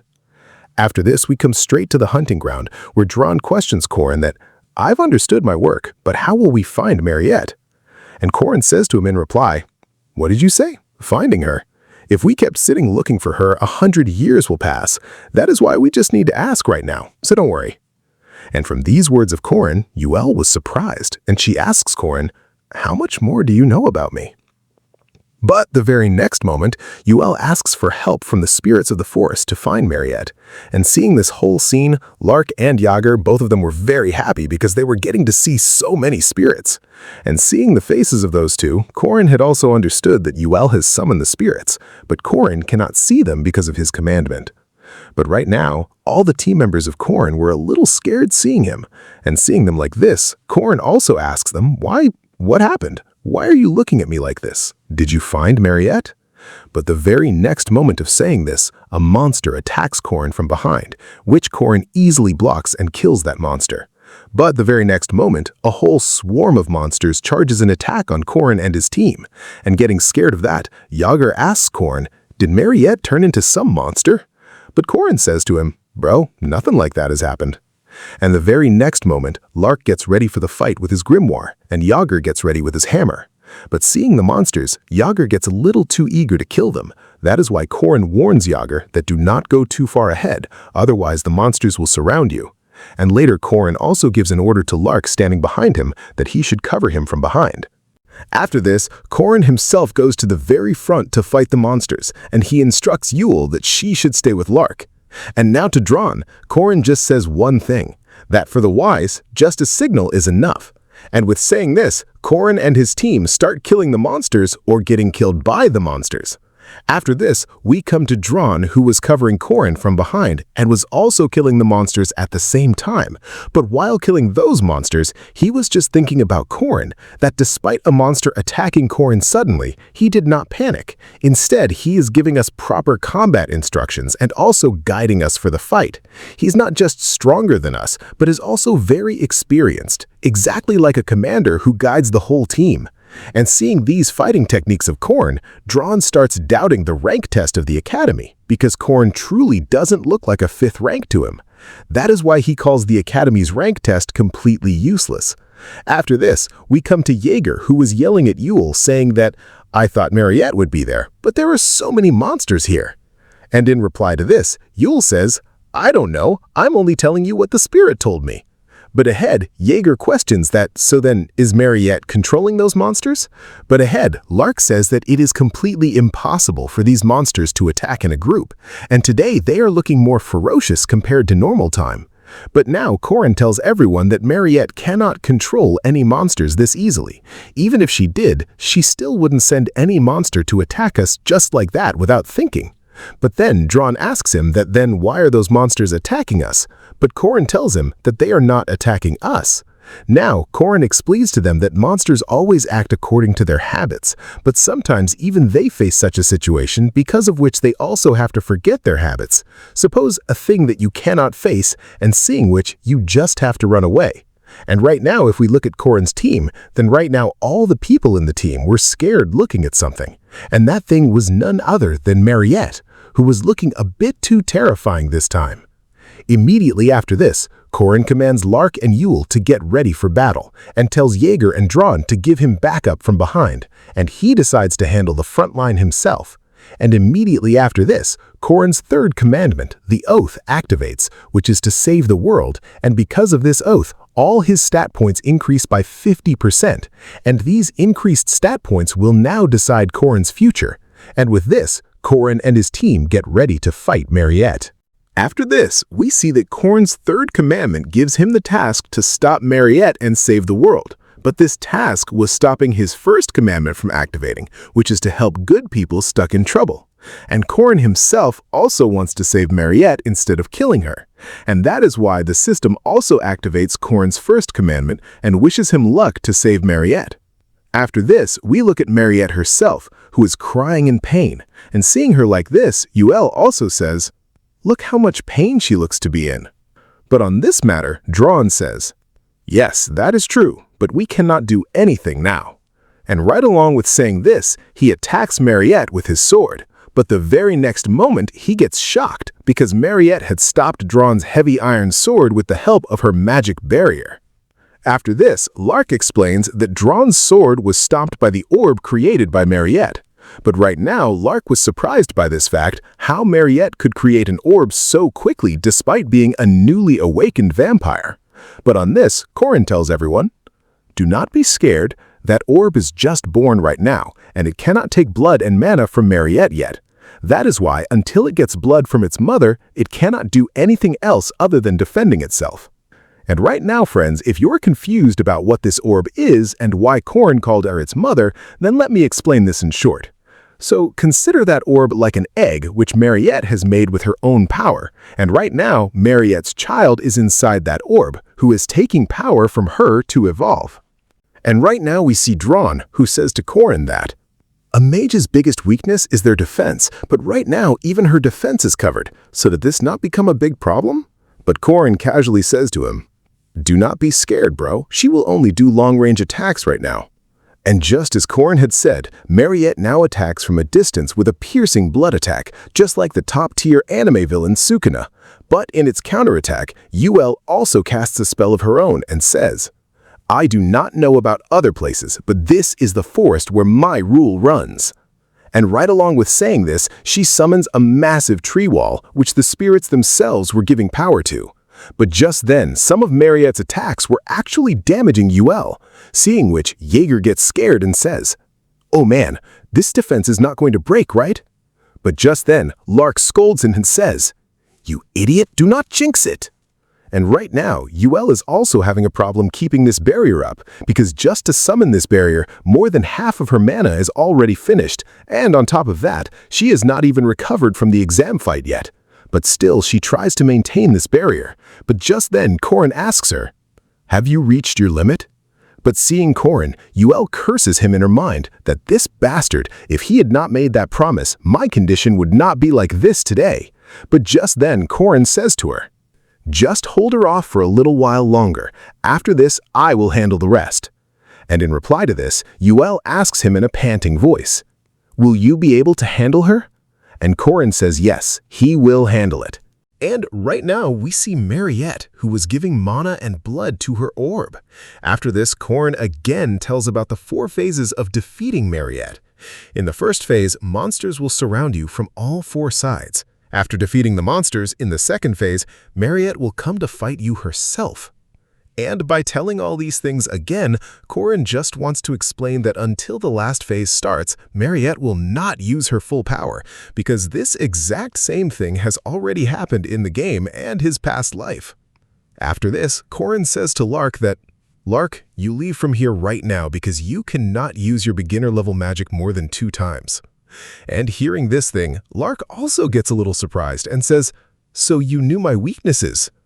And the very next moment, Lark starts leaving from there, but Corin tells him while he's leaving that, "I will send Yule after this, and once you both meet, run away as far as possible." And right now, we look at the barrier made by Yule, where Mariette's piercing blood has made some holes. And the very next moment, all those holes turn into crystals. And seeing all this, Corin also understood that now the 3rd phase is about to start. And the attack that Mariette does is the Alchemy Magic Freeze, which shatters that barrier into pieces the very next moment. And seeing that barrier break, Jaeger was the most terrified of all. And seeing this, he starts screaming, "Oh, bro, this just fell down." But behind them, Yule was casting a magic spell saying, "That earth which nurtures trees, gods, and insects, and that ash which helps to complete the world." And all these spells were Ogam alphabets which were written in front of her. And right next to this, those spells start doing their work, and now Corin explains that he himself had written all those spells there, but no one other than a pure-blood druid can use those spells. And this text is just like rune text, it just has a different system and method to use them because they belong to a different ancient time. And Yule would have gotten these spells in the future upon completing her own arc, but right now, Corin needed this the most, which is why he did not wait for the future. And seeing the result of the spell that Yule cast, both Yager and Drawn were completely shocked, because Yule has used Hashirama's jutsu to summon a giant doll named Wicker Man. And Yule herself was surprised seeing this, that she successfully used Hashirama's jutsu. But Korin was feeling a little guilty right now because Yule herself would have found out this wooden doll summon spell with the help of her ability. But Korin helped her even before the future. But Korin knows that doing this was necessary. And right now, Korin immediately says to Yager that, "I can see one owlbear alive over there, so quickly pick it up and throw it on top of the Wicker Man." And hearing this fact that one monster is still left alive, Yager was a little surprised. But later, Yager listens to Korin's words and finds that monster and says to Korin, "Yes, Korin, you were right, there was a monster here."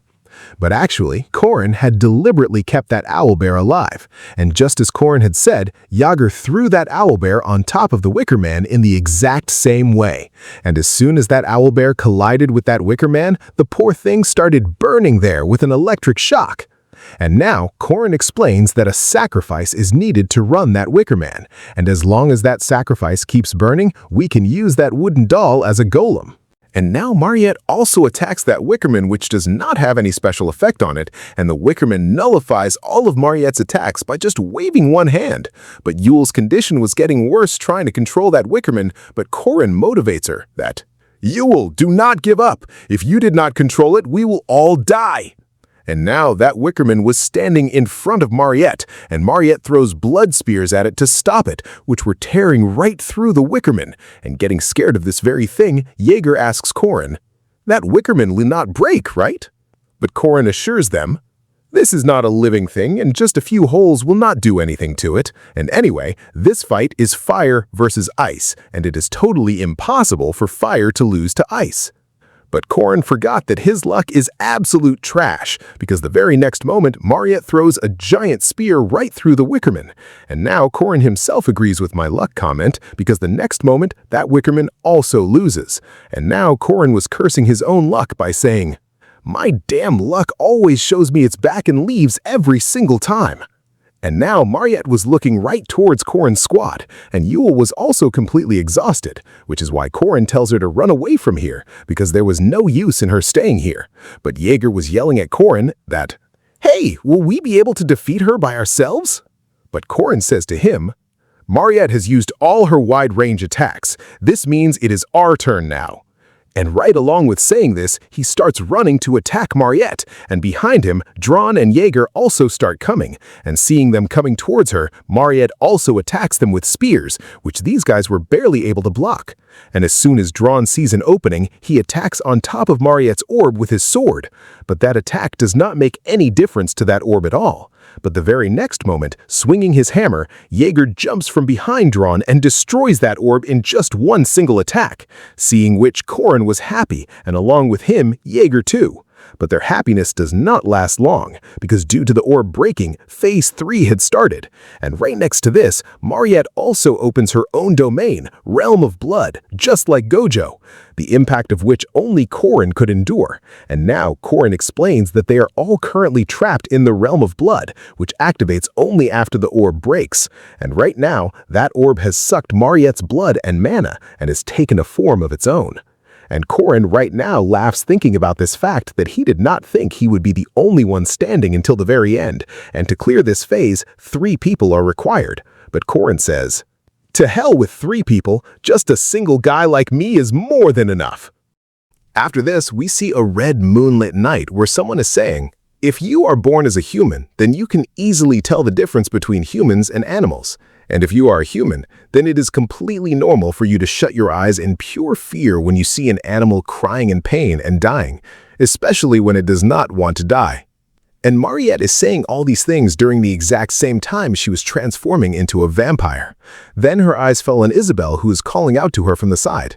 And seeing her, Mariette says, "Looking at her, I don't know why, but I started feeling a strange burning sensation in my throat." And right then, that throat of mine found someone's neck whose name I did not even know, and without thinking a single thing, I bit right into that neck.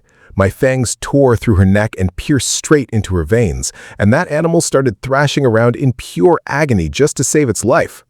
But even seeing that animal suffering so much, I did not feel scared, nor did the thought of closing my eyes even cross my mind. Instead, the terrified sounds of that suffering animal felt like the beautiful melody of a piano to me, and its warm blood was perfectly quenching the thirst in my throat. But when I regained my senses, my veins, which I thought had completely stopped, suddenly started pumping again, and the smell of blood that felt so delicious to me just a second ago now started feeling absolutely disgusting. And when I fully came back into my senses, I realized that the person whose blood I was drinking thinking she was an animal was actually my friend Isabel, and that is when it hit me that I had almost killed my own friend. Out of pure fear that I might take someone else's life, I ran away from there, and I stayed hidden in the forest until this guy came looking for me. And now, finally, we jump straight into the main fight where Mariette's orb has completely turned into a monster and is roaring furiously right in front of Corin. And now, to attack Corin, it first shuts its mouth and then hurls weapons purely made out of blood straight at Corin. Seeing this attack, Corin looks at that monster and says, "You absolute mutt. How did you even get the guts to bite a human?" And right along with saying this, he casually deflects the monster's attack with his spear. Following this, that monster brutally shoves its own hand right into its own chest, ripping that spot completely open. And from there, two more dog monsters pop out, which were literally made from that monster's own blood. And seeing them, Corin says, "Ah, so you truly are just a bunch of dogs." And the exact moment those monsters launch an attack on Corin, for his defense, Corin first casually tosses his spear into the air and then cleanly slides right under those dogs. After that, grabbing his spear again, he strikes those two dogs from behind, taking them both out in one single devastating attack. And later, tightly gripping his spear, he looks at the main monster and says, "Are you actually joking right now? Swatting a mosquito would have been harder than dealing with them. Honestly, your scream sounded way scarier than these actual mutts." And hearing all these savage insults from Corin, its anger hits the absolute ceiling, and the very next moment, it completely vanishes right in front of Corin.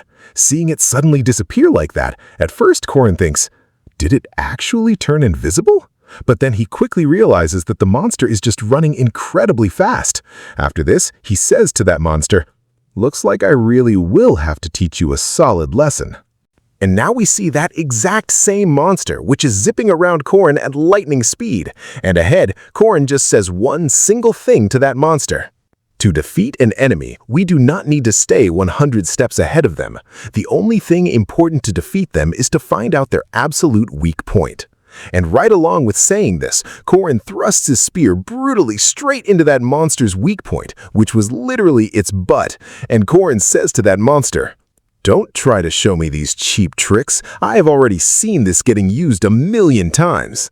And right along with saying this, he attacks that monster with his poisonous dragon exit spear technique, due to which Mariette's entire domain completely shatters. And by defeating that monster, Corin successfully clears Phase 3 as well. And now, that monster is lying completely wrecked right in front of Corin, but even then, it desperately tries to get up from there just to save Mariette. Seeing which, Corin says, "You want to protect your creator until the very end." Yeah, that makes sense. Honestly, what crime has she even committed? And he says to that monster, "You rest here. I will definitely save your mother." And right as Corin says this, the final phase officially starts, where Mariette is now going to fight using her absolute full power. And the very next moment, she jumps straight towards Corin to launch a devastating attack on him. And now Corin explains a bit to us about this final phase. He tells us that as soon as this phase starts, Mariette attacks a member of the team that came to stop her, sucks their blood, and injures them critically. And exactly because of this reason, this stage can never be cleared solo, because to save the member of the team that Mariette is about to injure, all the other team members have to stay closely grouped together and defeat Mariette as a full squad. But at this moment, Corin is completely alone, and absolutely no one can save him right now. That is exactly why he deliberately lets Mariette attack him. And now, Mariette also starts sucking Corin's blood using her blood-sucking skill, because of which her stamina and mana are rapidly recovering. And Corin, lying on the ground in immense pain, is just saying this, So this is how it feels when someone sucks your blood and slowly drains the life out of you. But still, he tries his absolute best to endure this pain. And now, his persistent warrior's regeneration skill also activates, which is exactly how Korin is managing to keep himself alive. And to endure this insane pain, he remembers Mariette's innocent face, where she used to try and share love with everyone just by handing out potatoes. And since Korin is a full-grown adult human being, he just softly places his hand on Mariette's head and lovingly says to her, "Drink it slowly, otherwise the blood will get stuck in your throat." And hearing this from Korin's mouth, she immediately stops drinking his blood and starts slowly coming back to her senses. And now, Korin remembers about Sabanchia Duke. He was a legendary great commander whose name is still spoken of in history even today. But even he could not control his own urge after turning into a vampire at that time, and he ended up killing his own servant. But in his past life, it took Park Si-hoo an entire month to find Mariette, and for that whole month, Mariette kept drinking monster blood just to keep herself alive, the taste of which felt exactly like drinking salty ocean water to her. But even then, she did not kill a single human, and she held back her own urges purely through her insane willpower.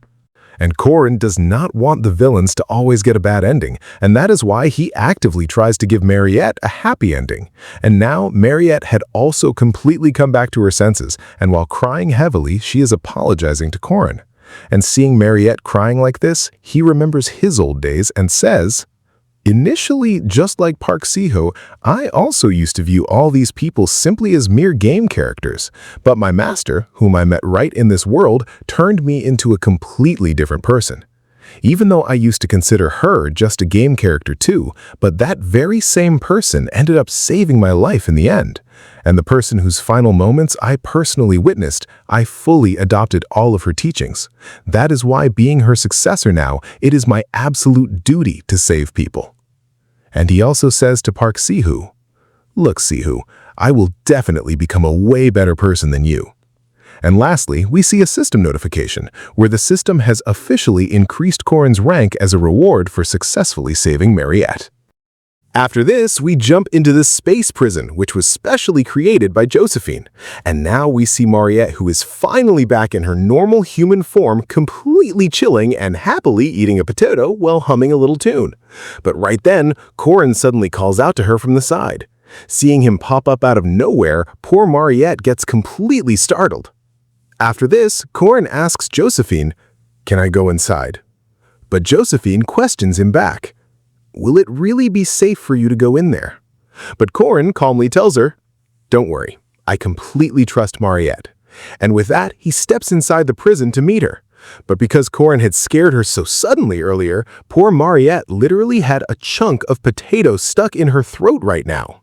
Korin immediately gives her a solid suggestion. "Eat slowly, otherwise that potato is going to choke you." But then he quickly adds, "Wait a minute. Who is the absolute idiot that gave you boiled potatoes but didn't even give you a single drop of water to drink?" Following this, Korin asks Mariette a genuine question. "I honestly thought your sense of taste would have completely changed by now, but I am actually super surprised to see you eating a normal potato like this. Does it even taste good to you?" And in reply to this, Mariette simply tells him, "A potato is a very hardy plant. No matter how you cook it, it will always taste good." But right in the middle of all this chatting, she didn't even realize exactly when Korin had moved so incredibly close to her. Seeing him standing literally right next to her, she instantly starts blushing super hard. But the very next second, she pushes him away and starts running back, yelling at him, "I am totally reeking right now, so stay away from me." But in a quick counter to this, Korin shoots back, "Hey, ever since you bit my neck, I haven't taken a shower either." But Mariette quickly tells him to just shut up. After this, Mariette sits far away from Korin, turning her face completely away from him, but Korin is still trying to reassure her. "Don't worry, you don't smell bad at all."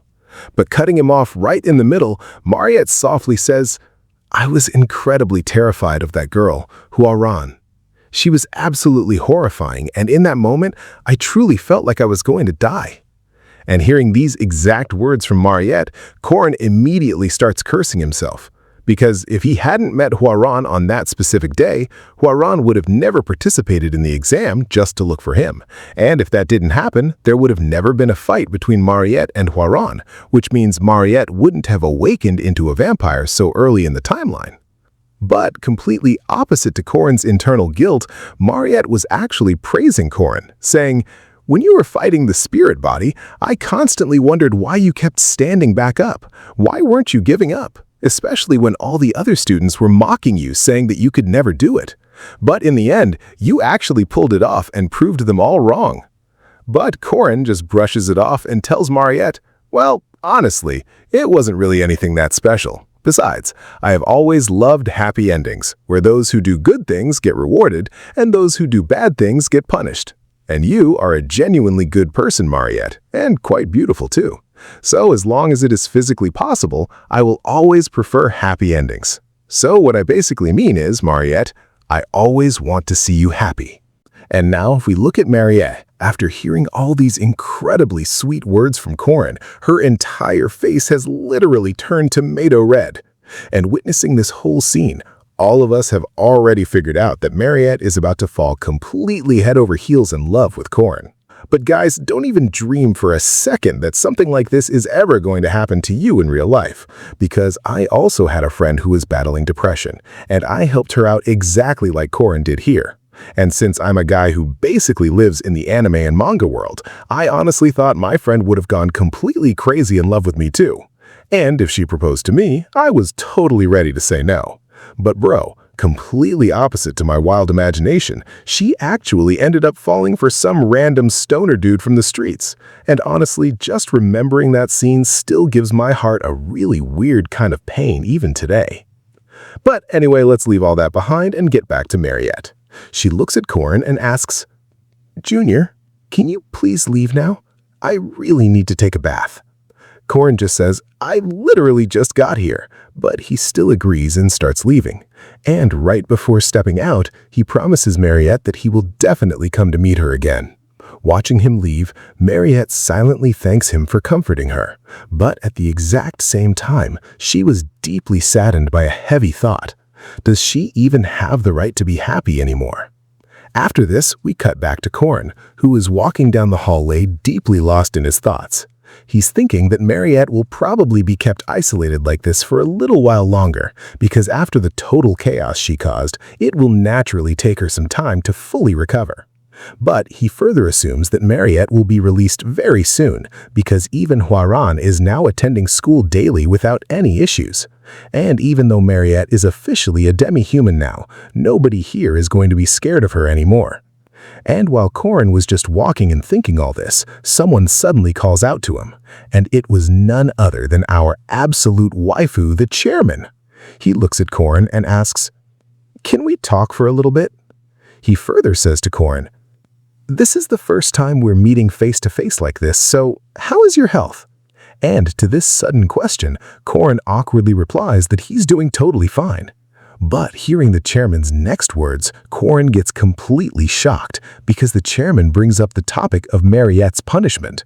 Hearing the chairman say this, Korin instantly starts overthinking. He had never even imagined that Mariette could actually get punished, and now he was absolutely terrified that maybe Mariette wouldn't get a happy ending after all. So, purely out of desperation to save Mariette, Korin frantically starts telling the chairman, "Wait, please, I can explain to you exactly what happened." But the chairman cuts him off right in the middle and says, "Her punishment has already been decided." But Korin still desperately tries to explain to the chairman, "Please, you have to listen to me. I am the one who actually fought her. And honestly, what kind of person decides a punishment this incredibly fast?" Seeing Korin's sheer desperation to protect Mariette, the chairman just laughs and says, "Just as I thought. Don't worry at all. Mariette is not going to receive any punishment." He further explains to Korin, "I personally do not believe that Mariette is any kind of threat to us. And just to confirm this exact fact, I wanted to see the attitude of the person who actually fought her."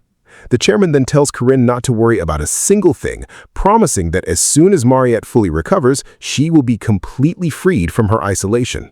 Hearing all these reassuring words, Corinne finally breathes a massive sigh of relief.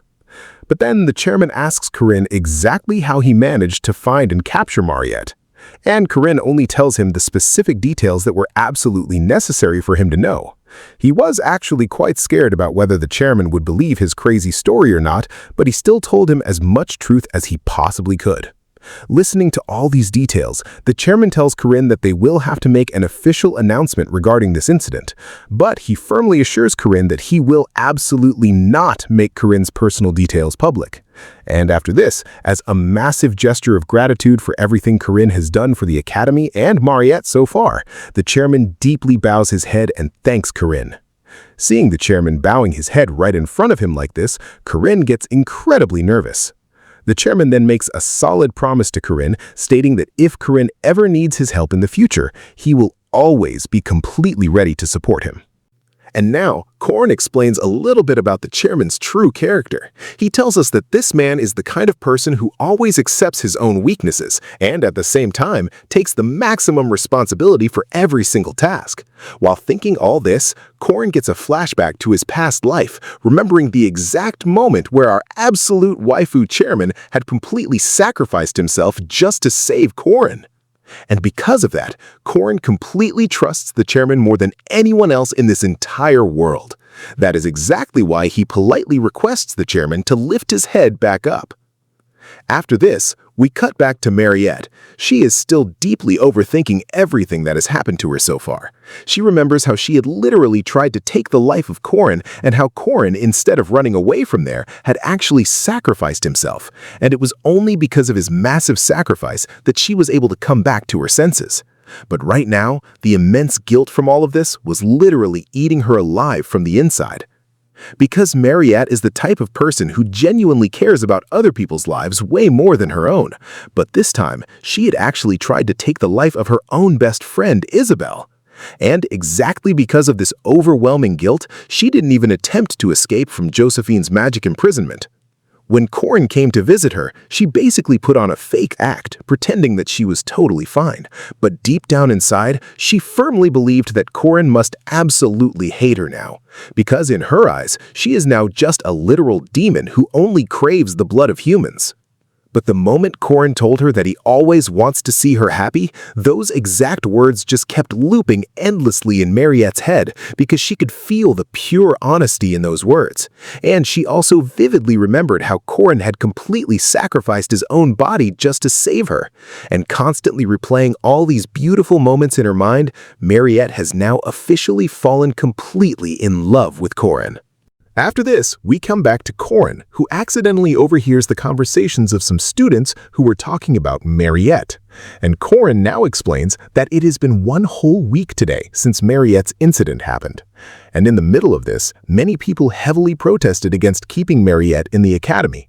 But since Hwaran was coming to regular school without causing any absolute trouble, that is why that protest also stopped very soon. But ahead, those guys say that Mariette is still kept in isolation, so is she still incredibly dangerous? But Corin was totally surprised by this fact, because Mariette's isolation should have been completely over by now. But behind Corin, his friends Lark and Jaeger were doing some absolute dumb stuff. Honestly, who even knows what they were messing around with? And we see that Mariette had been freed from isolation a long time ago, and when she came back to the academy, all the students lovingly welcomed her too. But among all the students, she could not see her friend Isabel anywhere. And Mariette felt like her friend is now totally scared of her and does not want to come near her at all. And getting completely sad because of this exact thing, she has locked herself inside the room. And Mariette also totally understands this fact that if she was in her friend's place, she also would not want a friend like this who literally tried to kill her. That is why Mariette decides that she will leave this academy and go far away. And when she was completely lost in these depressing thoughts of hers, she hears someone's voice. And when Mariette opens the door, her friend Isabel is right there, who instantly hugs her super tight. And she asks, "Are you okay, Mariette? How are you feeling now?" But Mariette asks her, "Wait, what are you doing here?" And her friend says in reply, "Why? Was I not supposed to be here?" But Mariette says, "No, I did not mean that, but are you not scared of me?" Hearing which, at first, Isabel gets a little shocked, but later she laughs and says to her, "No, I had seen everything before fainting that day. I saw how terrified you were after injuring me, and you had absolutely no idea what you had just done. And the deep regret of hurting me was completely visible right on your face." But ahead, Isabel tells Mariette, "No matter what happens, I will always remain your friend, and I want that you also always consider me as your friend." And hearing all these words of Isabel, Mariette cannot control herself anymore and starts crying heavily. And she says, "Thank you, Isabel. I honestly felt like you totally hate me now." But comforting Mariette, Isabel says, "Were you feeling completely lonely until now? I'm so sorry. I had completely recovered a long time ago, but the doctor told me that I could not leave from here right now. That is why I could not come to meet you even after your isolation was over. And if that junior had not told me about you, I wouldn't have even found out about you at all." And now, hearing about the junior, Mariette was completely surprised, and she asks Isabel, "Which junior?" And Isabel also tells her, "He was standing right behind me just now, the one who was extremely tall and broad." And we all know that it is none other than Corin himself, who was secretly leaving from there after completely sorting out Mariette's matter. And Mariette had also fully realized now that it was Corin who helped her one more time. And now finally, instead of calling him Junior, she happily calls him by his actual name, Corin. And now Corin tells us that finally the story of the first part has ended, which is an absolute happy ending, which did not happen in the game or in his past life at all. Although not a single thing went according to his plan, he's still very happy about this fact, that even without Park Si-hoo and a perfect plan, this world can totally be saved. And he is absolutely confident this time that he will save this world for sure. After this, we come to the training room where Corin was practicing his spear skills. And while practicing with his spear, he tells us that he's completely exhausted with his daily schedule of classes, then training, then more classes, and then even more training. But even then, he cannot stop this training because this time he's going to face off against another absolute waifu. And to face her, he has to stay fully prepared. But right then, during his practice, someone calls out to him, which was Mariette, who says to him, "Wow, that attack was absolutely amazing, Corin. You are working a bit too hard today." And further, she says to Corin that since he's working a bit too hard today, he should eat a massive meal. And ahead, she apologizes to him because she could not make much food for him to eat. But Corin, in reply, says to this that, "You'd actually made way too much food." Then after this, Corin sits down to eat the food that Mariette has cooked. And he says to Mariette that since he's feeling very hungry, he's going to eat this entire food. And the exact moment Corin reaches his hand forward to grab the food, blood starts flowing from a wound on his hand. And seeing that blood, Mariette's mouth starts watering. And seeing such a face of Mariette, Corin asks her, "Is there something on my face?" But Mariette, getting a little shy, tells him, "No, there's nothing like that." But she knows that her mind had started craving after seeing Corin's blood. After this, looking at the blood packs kept next to Mariette, Corin asks her, "Are you still drinking blood?" And Mariette also replies to him with a yes. But Corin further questions her, "Is there any difference between this packed blood and human blood?" And in reply to this, Mariette lovingly yells at him and says, "There's a massive difference between this packed blood and human blood, because human blood tastes way more delicious, especially yours." So Corin also says, "So their difference must be exactly like an organic product and a pesticide product." And Mariette also says, "Yes, their taste difference is exactly like frozen meat and freshly cut raw meat." And to tease Mariette, Corin says, "So, are you going to eat frozen meat for your entire life?" But right then, Corin gives her an offer that she can drink his blood sometimes. Hearing which, poor Mariette gets super shy and tells him, "Do not talk such absolute nonsense." But to tease her even more, Corin says, "Oh, do not worry, you can drink it. Anyway, my wounds will regenerate fast, or if you want, you can try it right now." And hearing all these words, Mariette's face turns completely red, and scolding Corin, she says, "You should never say things like this anywhere." But after this, while blushing, she gives him her own vampire blood. which Korin drinks in one single gulp without any hesitation. And the very next second after drinking the vampire blood, all his stats increase by 1 point. And Korin himself notices this change too, and he says that even though the taste of that blood was incredibly bad, right now he has become stronger than his past life. And with this power, he is completely ready for a fight with his upcoming baddie. And now, finally, after a very long time, we see our... Oh, sorry, but she is actually mine too. We see Alicia, who has gone out for a stroll. And later we see that same training ground scene where Alicia, after losing to the 5th-ranked Korin, got motivated and made a promise to herself that she will grind insanely hard from now on. But just like every guy or girl watches a motivational reel on Insta and says, "This year will be mine, I will grind insanely hard this year and completely change my life," but 5 minutes later you say, "Was I even thinking something?" So exactly the same thing Alicia is doing right now.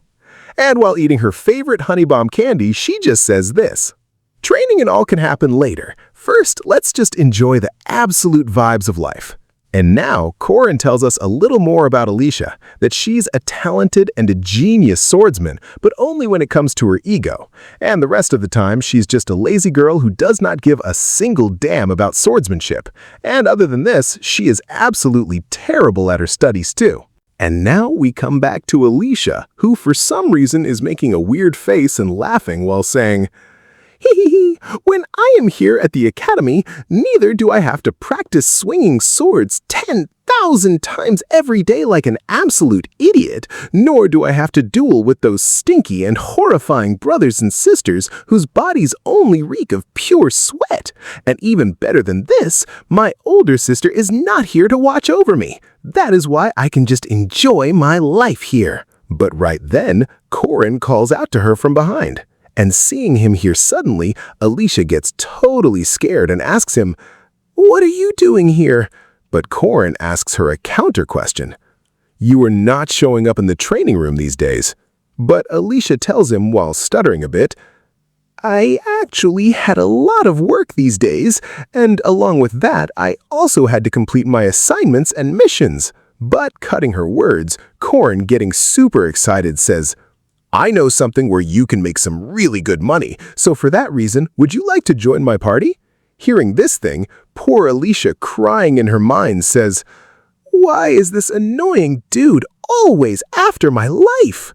Although whenever Alicia is in front of Korin, she cannot show him how incredibly lazy she is, and for this exact reason, she can never say no to Korin's words. But for poor Alicia, Korin's training methods are way too hardcore. But right now, Korin offers Alicia 2 gold coins for this mission, hearing which Alicia instantly falls into the thought of how many honey bomb candies and dresses she can buy with this much money. That is why Korin asks her again if she would like to come, and Alicia also replies in yes. And Korin further tells her that this mission of theirs will start next week, and today he is going to do a 20 silver coin mission. That is why he asks Alicia if she would like to come. And Alicia agrees to this as well. And seeing her like this, Korin, laughing in his mind, says, "It is so incredibly easy to convince her. Just show her the money and she instantly agrees." And Korin further says that according to his prediction, that level is going to start today itself. Which level, you guys will find out at the end. After this, Korin explains that Alicia likes doing patrolling missions, because in these missions, she only has to walk on the assigned paths and check if there is any problem there. And the monsters that come near the city are only of the 4th or 5th rank, and sometimes occasionally mid-level monsters also show up, killing whom is absolute child's play for her.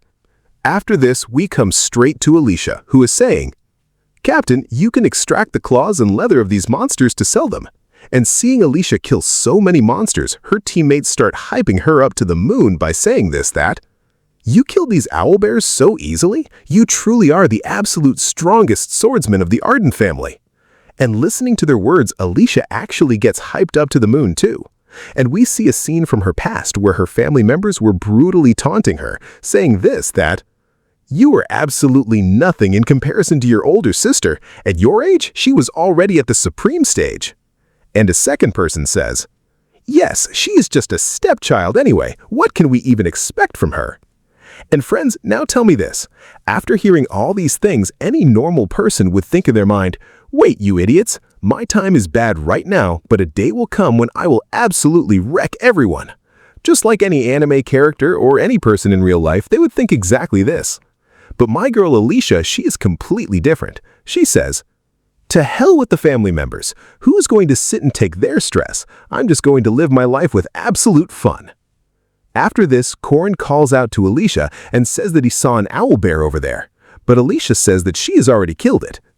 After this, the scene shifts to the night, where someone fires a signal in the sky, which Alicia is not able to see, but her companion standing next to her says, this is a special signal which can only be seen with the help of these goggles.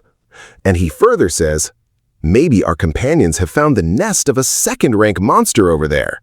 But hearing this thing, poor Alicia starts crying because she thought that the mission was over, but due to her being a part of this team, she will definitely have to go fight that monster. And Alicia's team members were motivating her, saying that if Alicia is here, then it is absolutely possible. And seeing this signal, Korin had already understood that the next level is about to start now. And ahead, they will have to fight werewolves. But Korin knows that Alicia had killed a werewolf even while being poisoned. So killing them now was absolute child's play for her. But right now, an unexpected guest had appeared in front of Alicia, seeing whom Alicia herself was completely shocked, because this was the first-rank monster Delahan, who was coming to attack Alicia herself. Although Alicia attacks it with her full power, but Delahan attacks Alicia first for its own defense, which Alicia is not able to dodge, and the very next moment, Delahan captures Alicia with its weapon. And Korin tells us that Alicia is a powerful swordsman, but she does not have the pride of a swordsman, because right now, Alicia is crying and screaming Korin's name to call him for her help. And her teammates right then tell her that he is fighting monsters on the other side over there. And the very next moment, Delahan was just about to kill Alicia, but right then, someone launches an attack on that Delahan and shatters its head into pieces, due to which Alicia's life is saved. And the person who saved Alicia's life was standing in front of her, seeing whom Alicia was a little nervous because she was none other than Alicia's older sister, the upcoming head of the Arden family, and Korin's next absolute baddie, Lunia Arden. And she says to Alicia in a slightly cold tone, what exactly were you doing just now? When you saw Dulahan, why didn't you step back immediately? Why don't you ever analyze who your enemy is before rushing into a fight? And even worse than that, the way you were swinging your sword out there? Can I please know exactly whose absolute trash sword skills you were trying to copy? And hearing all these harsh words from her older sister, Alicia apologizes to Lunia. But Lunia lectures Alicia even more by saying this. The results of your actions are entirely your responsibility, and they are not going to change with just a few empty words. And because of your literal clown behavior, the lives of your comrades were put in massive danger, the exact people who put their trust in you. Now, excuse me here for a second, Lunia, but the comrades you were talking about right now, when my Alicia was actually in danger, instead of helping her out there, those absolute cowards were literally just standing and enjoying the show. And now those absolute scumbags are picking each other up and acting like they just fought some epic world war. But anyway, let's drop that and get back to the story. Then after this, Lunia places her sword directly on Alicia's shoulders and tells her to keep her shoulders completely tight. And hearing such a sudden order, Alicia gets completely terrified once again. But Lunia tells her that a swordsman should always look incredibly confident. Going ahead, Lunia also calls out to Korin. But Korin was just casually swinging his spear around aimlessly simply to avoid Lunia's attention. But Lunia is an incredibly smart girl, and Korin absolutely cannot make a total clown out of her that easily, because simply by looking at Korin, she instantly figured out that he was just faking his spear swings. Then she walks straight up to him and tells her about herself. I am the divine sword Lunia Arden, the master of the first sword pavilion. And in response to this, Korin bows down completely in front of her and introduces himself as Korin Luck, the disciple of the 8 hanging spears and Alicia's friend. And hearing that Korn is Alicia's friend, Lunia gets a little suspicious of him. And Korn perfectly knows this fact too, and right now he is saying exactly this in his mind. I know exactly what you want to ask me, but I am so sorry I cannot tell you anything about my spearmanship, because other than me, only 2 people in this entire world can use this specific spearmanship. And Lunia also completely understands this fact that Korn is hiding things about his spearmanship from her. That is why she does not question him any further and starts leaving from there. But right then, someone calls out to Lunia and tells her, "Master, we have completely eliminated all the monsters in this area, so should we go and catch the monsters that managed to run away?" And the person saying this was actually Lunia's teammate. And now Korn explains a little bit about these girls, that this is Lunia's team, who are officially known as the 5 Swords, and every single member of this team is either exactly at Alicia's level or on an even higher level than her. And now if we come back to Lunia, she strictly forbids her team from going after those monsters and tells them to head back. And along with that, she also tells Alicia to come with her, hearing which Alicia was absolutely sweating bullets in pure fear. After this, Korn explains a little bit to us about swordsmen, that swordsmen always prefer roaming around in groups, which are officially called factions, exactly like some gangster organization, and they always follow only their leader and actively consider themselves a proper sect. After this, we arrive at the Merkaba Arden studio. And yes, inside the Merkaba Academy, the Arden family has its very own sword training studio. This studio was started by Alicia's grandfather, so that through this, their spearmanship could be spread even faster. And now if we step inside the Merkaba Arden studio, right now Lunia is asking someone to light her cigar. And friends, I am so sorry, I do not exactly know what this specific thing is called. That is why I just called it a cigar. But if anyone knows what it actually is, then definitely tell me in the comments. And now if we get back to the story, we see Lunia, who was smoking that cigar in absolute pure style. And right in front of her, all the swordsmen of the Arden family were sitting with their heads completely bowed, and Alicia was among them too. But if we look at those bowing swordsmen, they were absolutely terrified and were literally thinking exactly this in their minds. Wait, you total dirtbags, what the heck is even going on here? And even if this Lunia is a disciple of the main family, why on earth is she making us main family descendants bow down? But right now, Lunia was reading something on a paper kept in her hands, which were Alicia's missions. And while reading these missions, she says to Alicia in a slightly cold tone, "You have done patrol, security, and some 4th-rank monster group raid missions. This is incredibly absurd. And what is the actual scene with this cafe helper mission?" And to this, Alicia replies while feeling a bit shy. In that one, we actually had to wear the uniform they provided and distribute advertisement flyers." And later, Lunia questions Alicia if that was the work of some friend of hers, but on this, Alicia replies to her while getting a little nervous. "No, I just really liked the uniform of that specific job, that is why I did it." But Lunia does not give any special expression to Alicia's words. Then going ahead, she says to Alicia, "You are so completely foolish, and it actually surprises me just thinking that you are using your guardian certificate on these completely useless tasks, which you received purely as a favor. Are you trying to put a massive stain on our family's name? And those raid missions that you did, weren't all of them just low-rank monster missions where you could easily kill low-rank monsters just to look like a hero in front of your team?" And poor Alicia had absolutely no answers for all these harsh reality checks. And finally, after listening to a long lecture from her older sister, Alicia sets out for the academy. And now after Alicia has left, Lunia's teammates praise Alicia a little bit, saying that Alicia is looking much healthier than before, and maybe she has even gained some weight. But Lunia cuts their words off and asks about Korn. And her teammates tell her that his name is Korn Luck, and he's just a 5th-rank knight.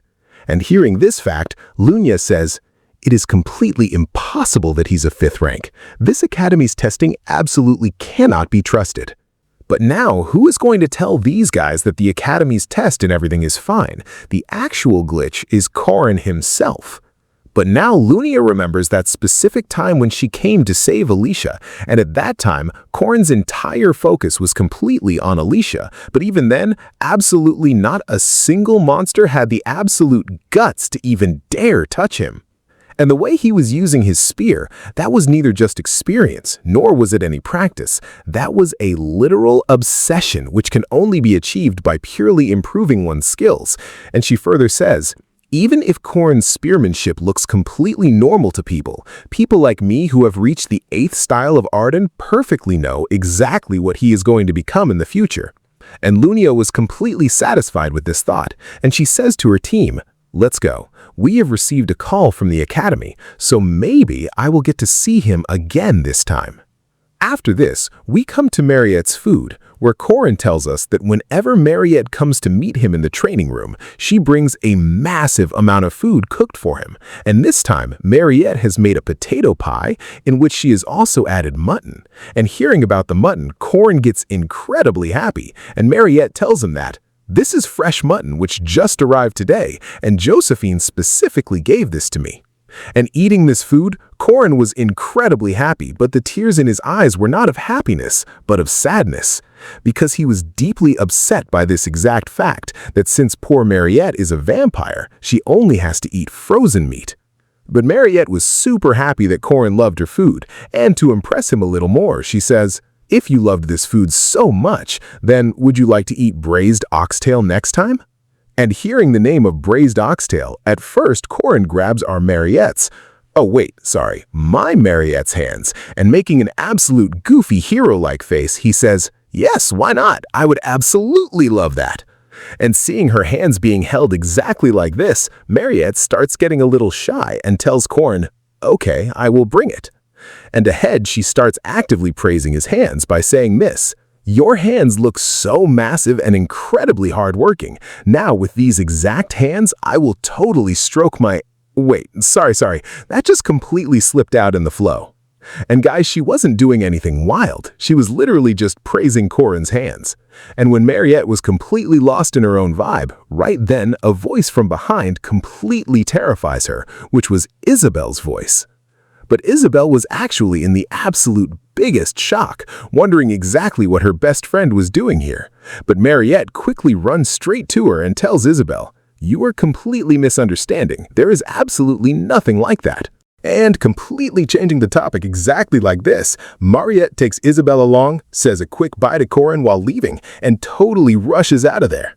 And Korin was still deeply enjoying the food made by Mariette. And along with that, he was thinking exactly this in his mind. I really do not know much at all about kids of this specific age. And later, he completely remembers those 3 miserable years of his past life where he absolutely could not even pull a single girl. And he gives the entire credit for this absolute tragedy to Park Si-hoo, because Korin had some good relationships with a few girls. But how on earth could our dear Si-hoo ever let Korin belong to anyone else? But Korin tells us right now that this current life of his is completely different from his past life, because sometimes Yule brings rare mushrooms specifically for Korin from the forest. Then Korin takes her to the library and teaches her the Ogham alphabet. And sometimes even Drawn comes to meet him, but Korin genuinely feels like Drawn looks at him exactly like a useful colleague instead of a friend. Because whenever there are difficult missions where the money is extremely good, he asks Korin to come join his party. But Korin is usually always in class with Jaeger and Lark, but right now if we look at Jaeger and Lark, those two were completely terrified of something. And seeing them suddenly get so incredibly scared like this, Korin also gets a little serious and asks, what happened? Did some monster show up? But actually, it was Hwaran standing right there, who herself is absolutely nothing less than a literal monster. And she is here to remind Korin about his promise to feed her food. And now Korin also relaxes a little, because he genuinely thought that there was an actual monster behind him, and now he remembers that specific time when he made the promise to Hwaran. But right now, he is actually surprised because it has been a whole month and Hwaran still remembers this thing. And to completely fulfill his promise, Korin tells Jaeger and Lark, sorry guys, maybe I won't be able to hang out with you much today. But Korin's friends are even smarter than him, because they know perfectly well that if they stay here, death is absolutely certain. That is exactly why they had completely bolted from there even before Korin could say it. After this, we see a restaurant where Korin has brought Hwaran to feed her food, and since Hwaran looks exactly like a cat, Korin feeds her fish. But Hwaran literally starts aggressively stuffing the entire fish whole straight into her mouth. But right then, Korin stops her and says, hey, wait, are you crazy? Food is not eaten like that. And now Korin teaches her exactly how food is eaten in a respectful way. So first he tells her that instead of completely swallowing the food, you should chew it properly and then eat it. And then Korin gives her a bowl of rice, adds some fish into it, and says, "How is it? It looks tasty, right? Now you just feel the absolute scent of this food." And looking at this food, Hwaran's mouth started watering, and then she starts eating that food with absolute passion. And seeing her eating food so incredibly fast, Korin tells him to eat a little slowly. But after this, he completely changes his reaction, because now the second part of this story is about to start. And according to his timeline, this is a little early, but this time he is completely prepared. And right now we look at the intro of the second part, where Jaeger's entire face had completely gotten soaked with water, which he had actually done himself. And the reason for making his face wet was that the midterm exams have officially started, and he has absolutely not studied a single thing. And exactly for this reason, he is dunking his face into the bowl kept in front of him. But seeing him doing such absolute clown activities, his friend Lark says to him, "What is even the point of doing this just 10 minutes before the exam?" But Jaeger says to him, "You should have scolded me to study." But Lark replies back, "You should have actually listened to me." After this, they ask Korin if he did any preparation for the exam, and Korin says to them in reply, "What preparation? A guy like me does not need to do completely useless stuff like that." And now, we find out exactly why Korin is so incredibly confident about the exam, because he has already given this exact same exam in his past life. And that is why he feels like he is absolutely going to top the class this time. And with this, the exam instructor officially starts the exam. And now Korin was incredibly happy at first just looking at the paper, but the moment he actually read the questions, only one single thought came out of his mouth. "Bro, I am absolutely cooked." And now the exam was also completely over, where looking at Jaeger, it totally seemed like his paper went really well. And now Lark also asks Korin how his exam went, but in answer to this, Korin just simply says this: "For the entire time, I was literally just thinking about how to turn a white paper into blue color." But looking at Korin's sheet, Lark says, "Pro, this is completely blank." And to rub absolute salt on his wounds, Jaeger also chimes in and says, "Even I managed to solve at least one or two questions."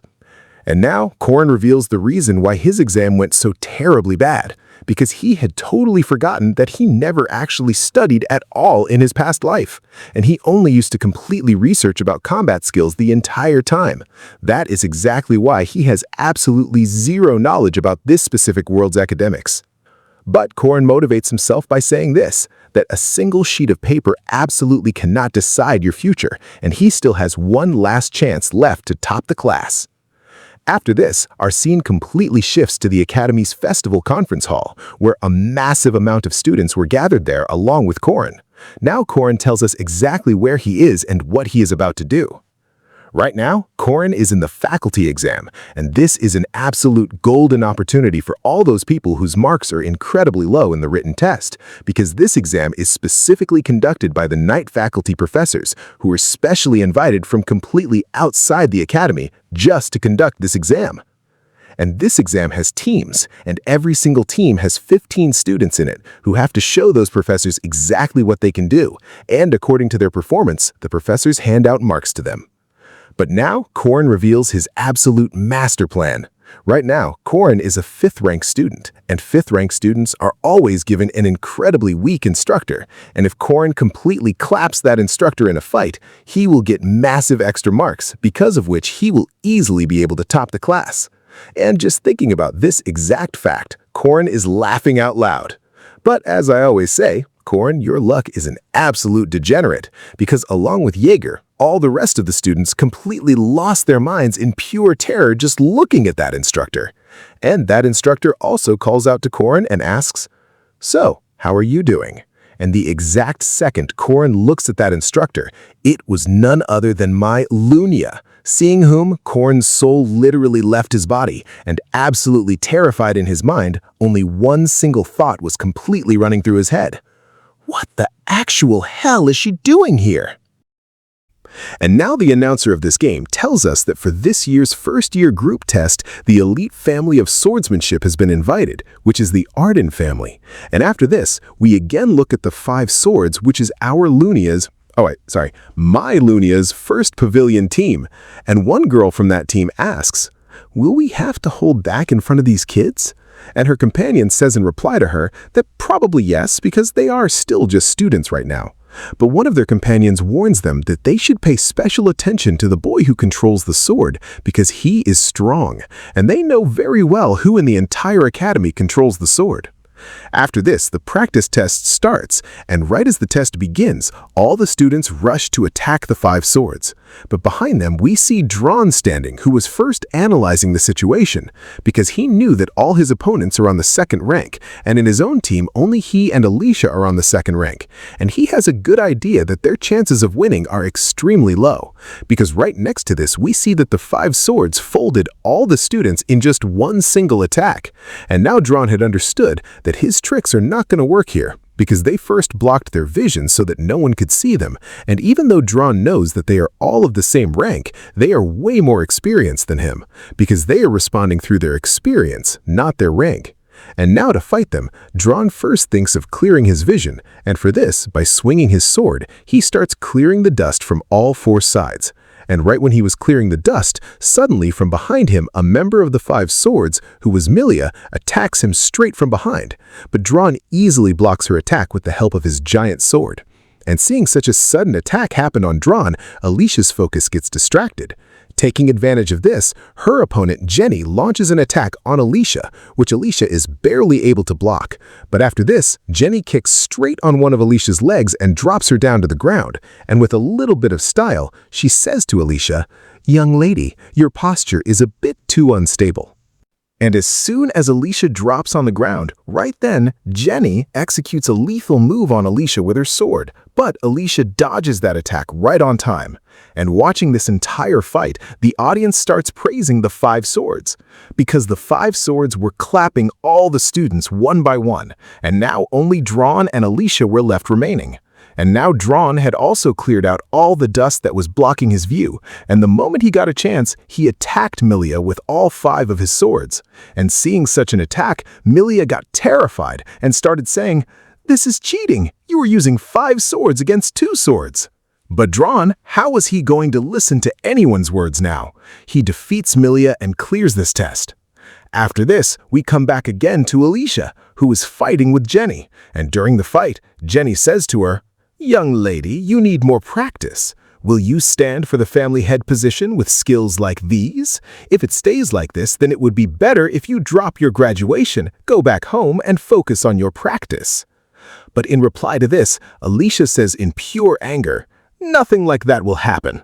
And she attacks Jenny and throws her far away and activates her special ability, Eyes of the Boundary. But due to not having much practice in using this ability, she cannot use it properly. And taking advantage of this, Jenny defeats Alicia. And in the end, she also gives a suggestion to Alicia. "Young lady, you need more practice." And Corin himself was agreeing with Jenny on this matter. And according to the game's original story, instead of Jenny, Luminia would have fought with Alicia. But right now, he himself is surprised as to why she left Alicia and came to fight with his group. And now Luminia also takes up her sword stance to fight the students standing in front of her, and she tells them, "You can take this fight as an experience of a great special rank war." And hearing these words of Luminia, all the students fall into confusion about what the heck this great special rank war even is. And right now, Corin tells us what this great special rank war actually is. Imagine a monster who alone can wipe out an entire army, or a disaster whom even dozens of experienced warriors teaming up cannot defeat. A monster whom warriors have never seen in their entire lifetime. And if you tell such stories to others, they will laugh and call it nonsense. But when the talk is about Lunia, it is a different story, because Lunia is a warrior who goes head-to-head with any such monster, because she herself is a monster who lives among monsters. And whatever words Corin just said, we see its impact now, because Lunia shatters the entire stadium into pieces with just one attack. And if we come to Corin, he saves himself by getting behind a rock. But if we look at Jaeger sitting by his side, the poor guy was shivering in fear, and he yells and tells Corin, "She almost killed me! Has that examiner lost her mind? Which motherfucking examiner fights with students this seriously?" But Korin, giving a little comfort to Jaeger, says, "Bro, she is going easy on us. If she was serious, then she would have ended the entire match in just 10 seconds. After this, Korin asks Jaeger what is in his hand, and Jaeger, with a sweet smile, tells him, "This is Lark, and I felt that if I had left him there, he would die, so I brought him along with me." But looking at Lark's condition, Korin says to Jaeger, "But why does he look like he's already dead?"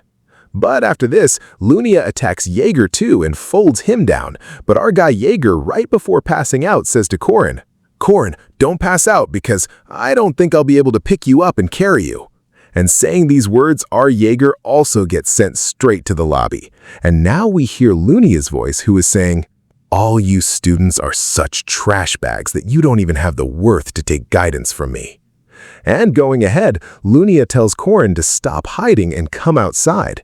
And hearing her words, Korin also comes outside, but he asks Lunia, "Can I surrender?" And Lunia says to him, "If you want low marks, you can surrender, but I know you won't want to miss a rare opportunity to fight a powerhouse like me." And on these words of Lunia, Korin, with a smile, says to himself, "Looks like the lovely lady understood." And now Korin tells us a little more about his past life, where he and Lunia were comrades who had fought many battles together. If Korin's master was his spear teacher, then Lunia was the person who taught him real-life combat techniques. And because of this reason, he could never surpass her in his past life. But in this life, the matter is different, because now he is the main player of this world, so this time he can defeat her. And with this thought, he gets into his fighting stance. And now Lunia also quickly charges an attack towards him. And now finally, the fight between these two starts, where by looking at Korin's face, it was clear that he is having trouble holding her off. And their fight continues like this, where Lunia, without giving Korin a single chance, was continuously launching attacks on him. But as soon as Korin sees an opening and tries to attack Lunia, Lunia dodges it and attacks Korin instead, which Korin blocks right on time. And like this, their fight keeps continuing. But if we come to the audience, they were shocked looking at Korin's performance, because Korin, despite being a 5th-ranked knight, was actually giving Lunia a good head-to-head clash. But Korin was completely exhausted from this fight and was panting, and seeing Korin so tired, Lunia says to him, "Ran out of gas. What a shame." And right next to this, she starts putting her sword back inside her scabbard, seeing which, at first, Korin thinks, is she backing down? Does she think I gave her a good fight? But he knows very well that Lunia is not one of those who just backs down like that. And now she is going to attack him with her most powerful attack, Domain Severance. And coming into the stance of that attack, she says to Korin, "Show me if you are worthy of blocking this with your spearmanship or not." And right along with saying this, she releases her full power for this attack. My friends, if you're a little confused about how this domain severance works, let me explain it to you a bit. You can understand this attack like Gojo's domain expansion, where Lunia also opens a domain of her own, and inside that domain, time stops for whatever enemy is there, and they cannot do any movement for a while, but they can easily see whatever attack Lunia launches at them. And right now, looking at this attack, along with the audience, the professors themselves were shocked and were yelling, "Stop this test quickly! Does she want to kill this student?" But it was too late for this, because Lunia's domain had been activated. But the good thing was that this was a fake domain, and as I said, nobody other than Lunia can move. And right now, Korin was trapped here, and he could clearly see Lunia's sword coming towards him. And to block this attack, he tries to slightly move his spear, but because of this attack, he was frozen, due to which he could not move. Then he remembers his and Mariette's fight, where he was able to control Mariette's domain. But now, he starts doubting himself if that was just a coincidence. But Korin, ignoring these things, motivates himself and says to himself, "I don't need to be perfect, I just need to take one step." And he tries to push his spear a little forward, and he also gets successful in this task, seeing which Lunia herself was shocked. And now finally the weapons of those two crash against each other, causing a massive explosion. And seeing this entire scene, all the professors were shocked. And Lunia, she had held her sword straight in front of Korin, and going ahead praising him, she says, "So you finally reached my domain after all." And along with saying this, Lunia stops this fight. And if we look at Korin's spear, Lunia had sliced it straight from the middle. And going ahead, she gives an advice to Korin that his weapons are very weak and he should use strong weapons. And she starts leaving from there. But while leaving, Lunia's eyes fall on Alicia, who, seeing Lunia's attack, was shivering in fear. And friends, the main reason for her shivering is also that her ability, Eyes of the Boundary, was currently active, which can see straight through any attack. And Lunia also, while leaving, asks Korin a last question. This test was not that important, and you didn't avoid the fight because you wanted to show the domain to Alicia, so you knew about her talent, right? And on this question, Korin just gives a smile, but deep inside his mind he says, "Yes, you said it exactly right, and I have also achieved my goal." But going ahead, Lunia gives Korin a warning that she has some work in this city, so she is going to stay here for a few more days. And she gives Korin a suggestion to not poke his nose in her work, because no matter how much he struggles, nothing is going to change, because she will definitely dismantle Alicia. But Korin didn't give a single damn about these words of Lunia. In reverse, he was happy, because he managed to show the domain to Alicia, with the help of which she can defeat Lunia now. After this, the scene zooms out a little bit, and the announcer of this match says to Korin, "Since all the instructors have made their decision, you were given full marks and additional points in this practical test." And if we look at the crowd, everyone was shocked by this, because Korin not only survived in front of Lunia, but he also got full marks. And this was the exact same condition of all the professors sitting there, because they couldn't even believe that a 5th-ranked guy went head-on alone against Lunia. And if we look at our fellow professor, he was lost in this exact thought, that a few days ago Korin was getting beaten by spirit bodies, but today he gave a head-on clash to Lunia. But if there is anyone who is even more shocked than them, it is Fermac Damon, because he doesn't care who Korin fought with. He was actually shocked just by looking at Korin's spearmanship, because he knows someone who uses this exact same spearmanship, and who that is, you guys will find out in the future. After this, a few days pass by, and we see a blacksmith's shop where Korin has come to get his new spear made, because Lunia had broken his old spear. And if we look at the blacksmith, he was asking Korin, "How do you know about my family's secret, and why does the Academy provide us with such rare and precious ingredients without any hesitation?" But Korin, with a smile, just tells him, "Don't worry too much about this." But in his mind, he tells us that in his past life, he has visited this place so many times that he doesn't even feel like talking about it anymore. And right now, Korin gives us a little information about that ingredient from which his spear is going to be made. So, to get this ingredient, the players of the game have to waste blind gold, just like buying cheap stuff.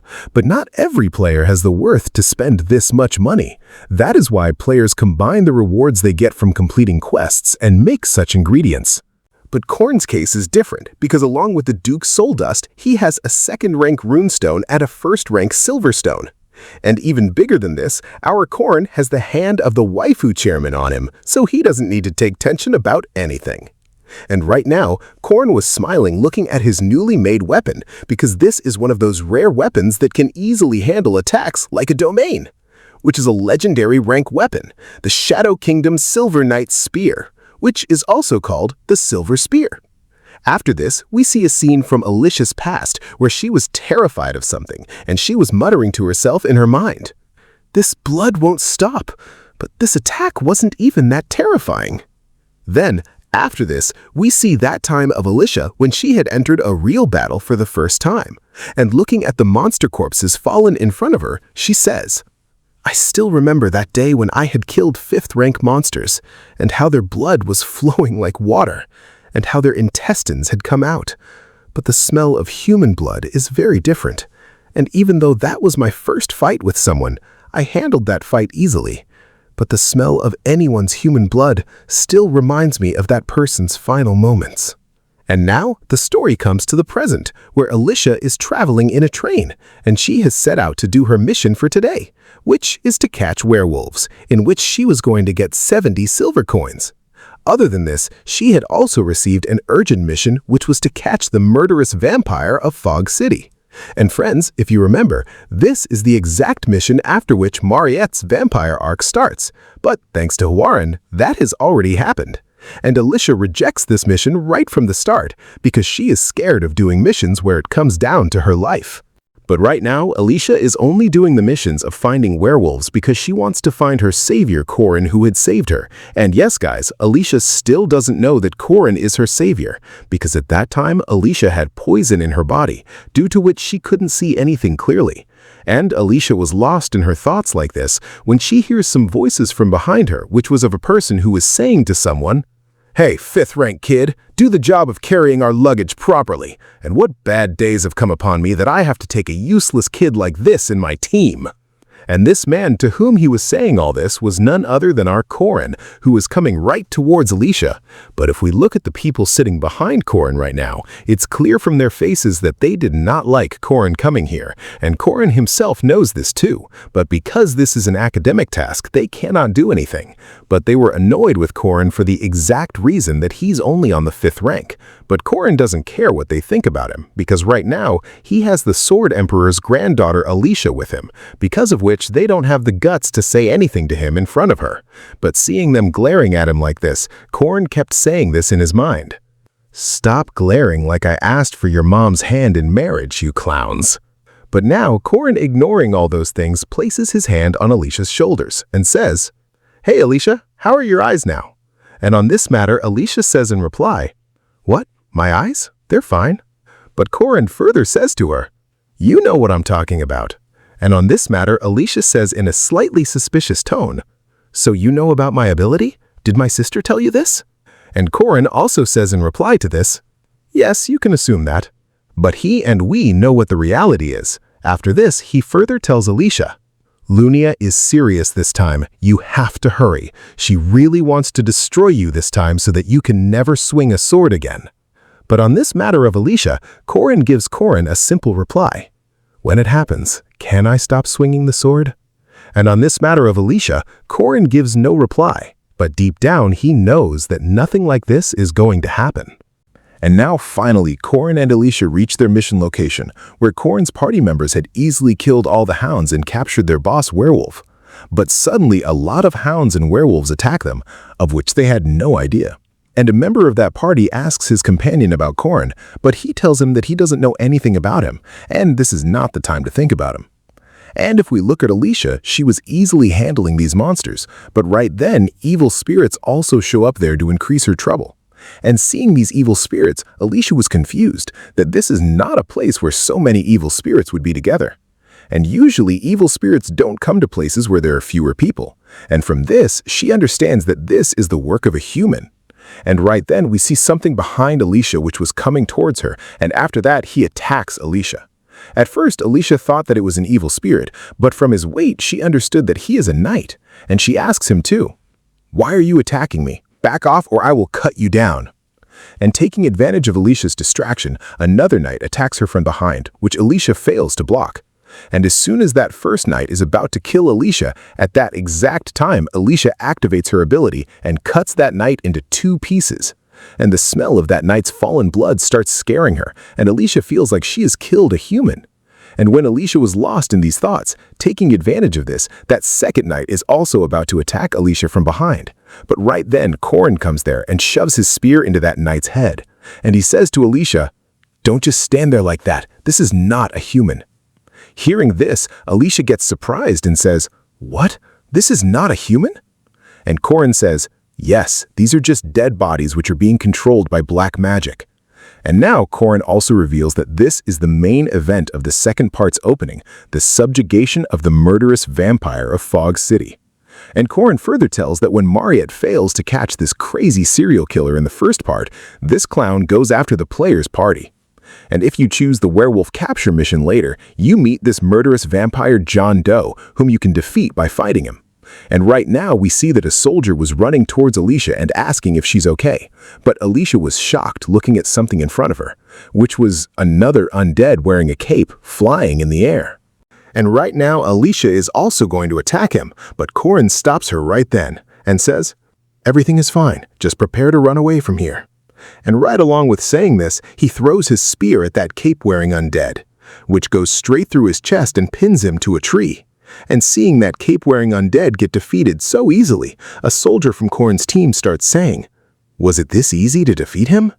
But on this matter, Korin says in his mind, no, if it was this easy to defeat him, he wouldn't be the boss of the opening act. And according to John Doe's characteristics, it is impossible to catch him alone. And right now we hear the voice of that John Doe himself, who says, "It is impressive that you broke my doll so easily.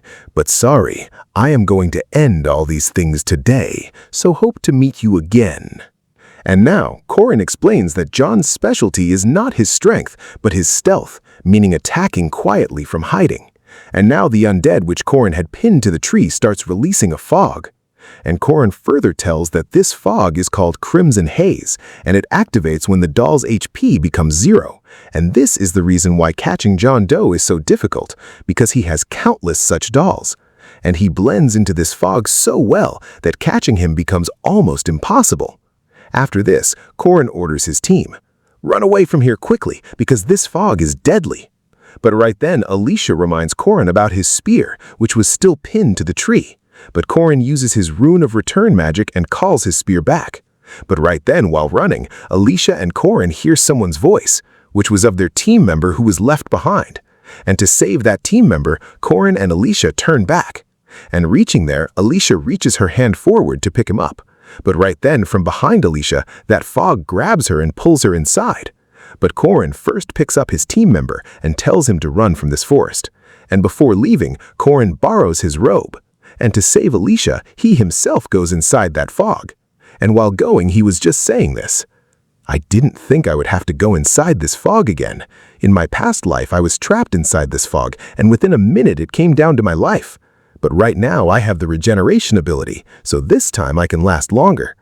But the problem is Alicia, because due to bleeding from the attacks of that fog, she won't be able to last long. And right now, Alicia, with the help of her sword, is trying to cut the hands made of this fog. But due to blood loss, she's exhausted. And looking at her own condition, she questions herself if she is not strong or if her posture is wrong. Then she remembers her older sister's words, where she was saying, "Look at yourself, what condition you are in." And she drops her sword and says, "All this is happening because I'm weak." And in these final moments, she was saying, "I also wanted to look cool by saving someone. I wanted to become a respectable person in the eyes of that person who saved my life." And right now, that same person calls out to her, bringing Alicia back to her senses. And hearing this voice, she starts remembering that this voice sounds similar to her savior. After this, Korin comes to Alicia and asks her if she is okay. But Alicia was injured and fully exhausted. And in that same tired voice, she says to Korin, "Is that you, Korin? Korin, this is not moving from its place at all. Please save me, otherwise I will just die like this." But in reply to this, Korin first puts that robe on her, which he had borrowed from his teammate, and tells her, "First, you calm down, Alicia. Randomly throwing your hands and legs around like this won't work. First, focus, and then attack. You just need to stay calm." And further, he says that he is going to fight the undead to save her. But on this matter of Korin, Alicia crying tells him, "No, Korin, I cannot do it. I do not have the strength to fight right now, and I am feeling dizzy, and because of this fog, I have gotten many injuries." But on this matter of Alicia, Korin says, "You can do it, Alicia. Out of all the swordsmen I have met till now, you are the most talented. And if you make up your mind, you can do it. You just need to take one step, Alicia. Just one step is enough." And my brothers and sisters who are watching this video, if you are also struggling with your problems, then friends, do not give up. Because as Korin just said, just one step is enough. Then, whether, when, and how you take it, that doesn't matter. And hearing this motivational speech from Korin, Alicia gets emotional. And now Korin also thanks her in advance and goes to fight the undead.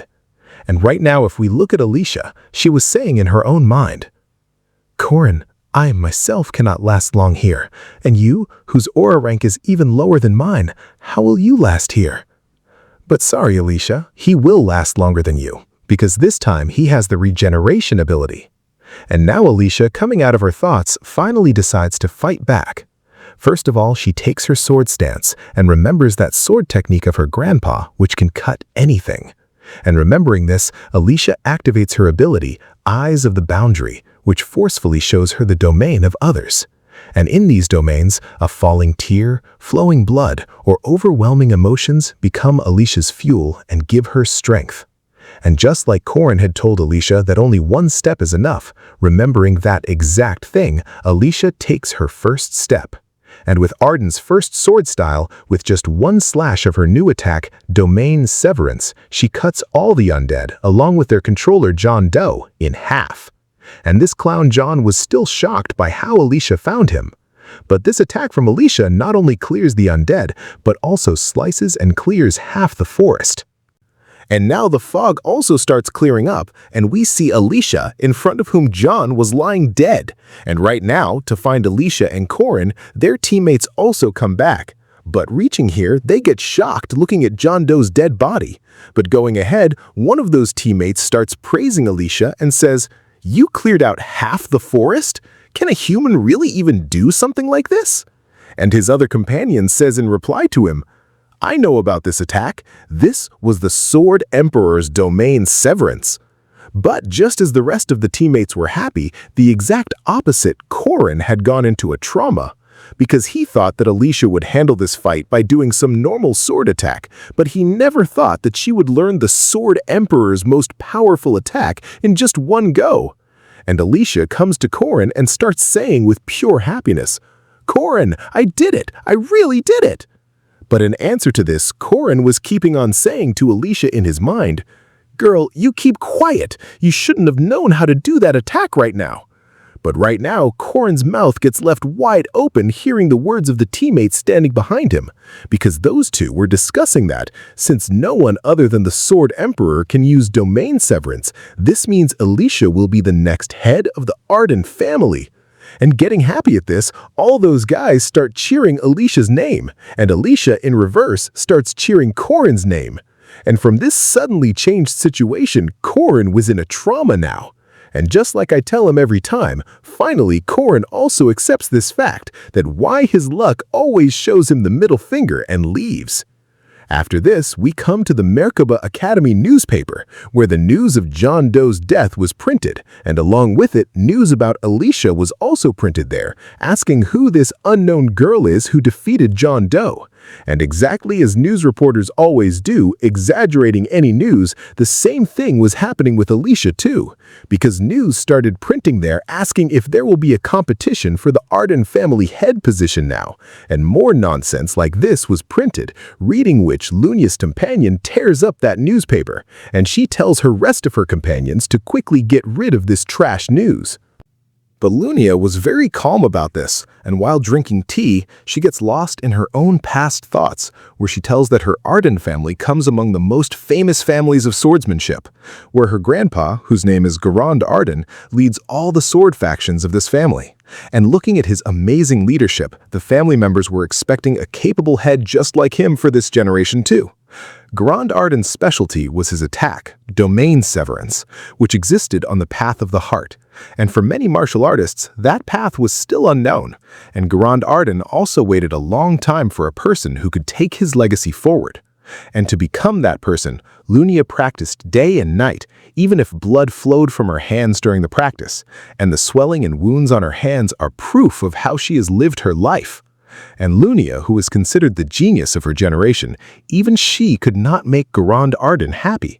However, her younger sister, who was her father's second wife's child, and who had just learned to hold a sword, ended up having a duel with Lunia. And Lunia also never thought that her younger sister would ever become her competitor, because when Lunia was continuously launching attacks on Alicia, right then, Alicia accidentally activates her ability, Eyes of the Boundary. And by the time Lunia could understand anything, she had already lost. And what she did was not some high-speed attack, but a domain, where Alicia took the first step on that path of martial arts to reach where Lunia had put her heart and soul. And right now, injured Lunia was thinking, how is this possible? How can a lazy girl like her do this? But the very next moment, the sight in front of her scares her, and right then she remembers a saying of her grandpa which he had told her, that a swordsman's twisted nature, which normal people can never understand. And that twisted nature is called the sword demon, or the talent of the sword demon, which was clearly visible on Alicia's face. But Alicia, consciously, was sad after hurting Lunia, but unconsciously, the demon inside her was very happy seeing this. And looking at this exact talent of hers, Grand Arden nominated her as well for the family head position, to which nobody in the family had any objection. And right now, Lunia is left with this final memory of how happy they both were together before this incident happened.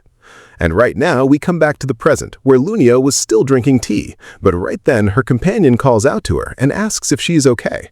And looking at them like this, Lunia thinks, are they worrying about me? But Lunia tells them, do not worry about me.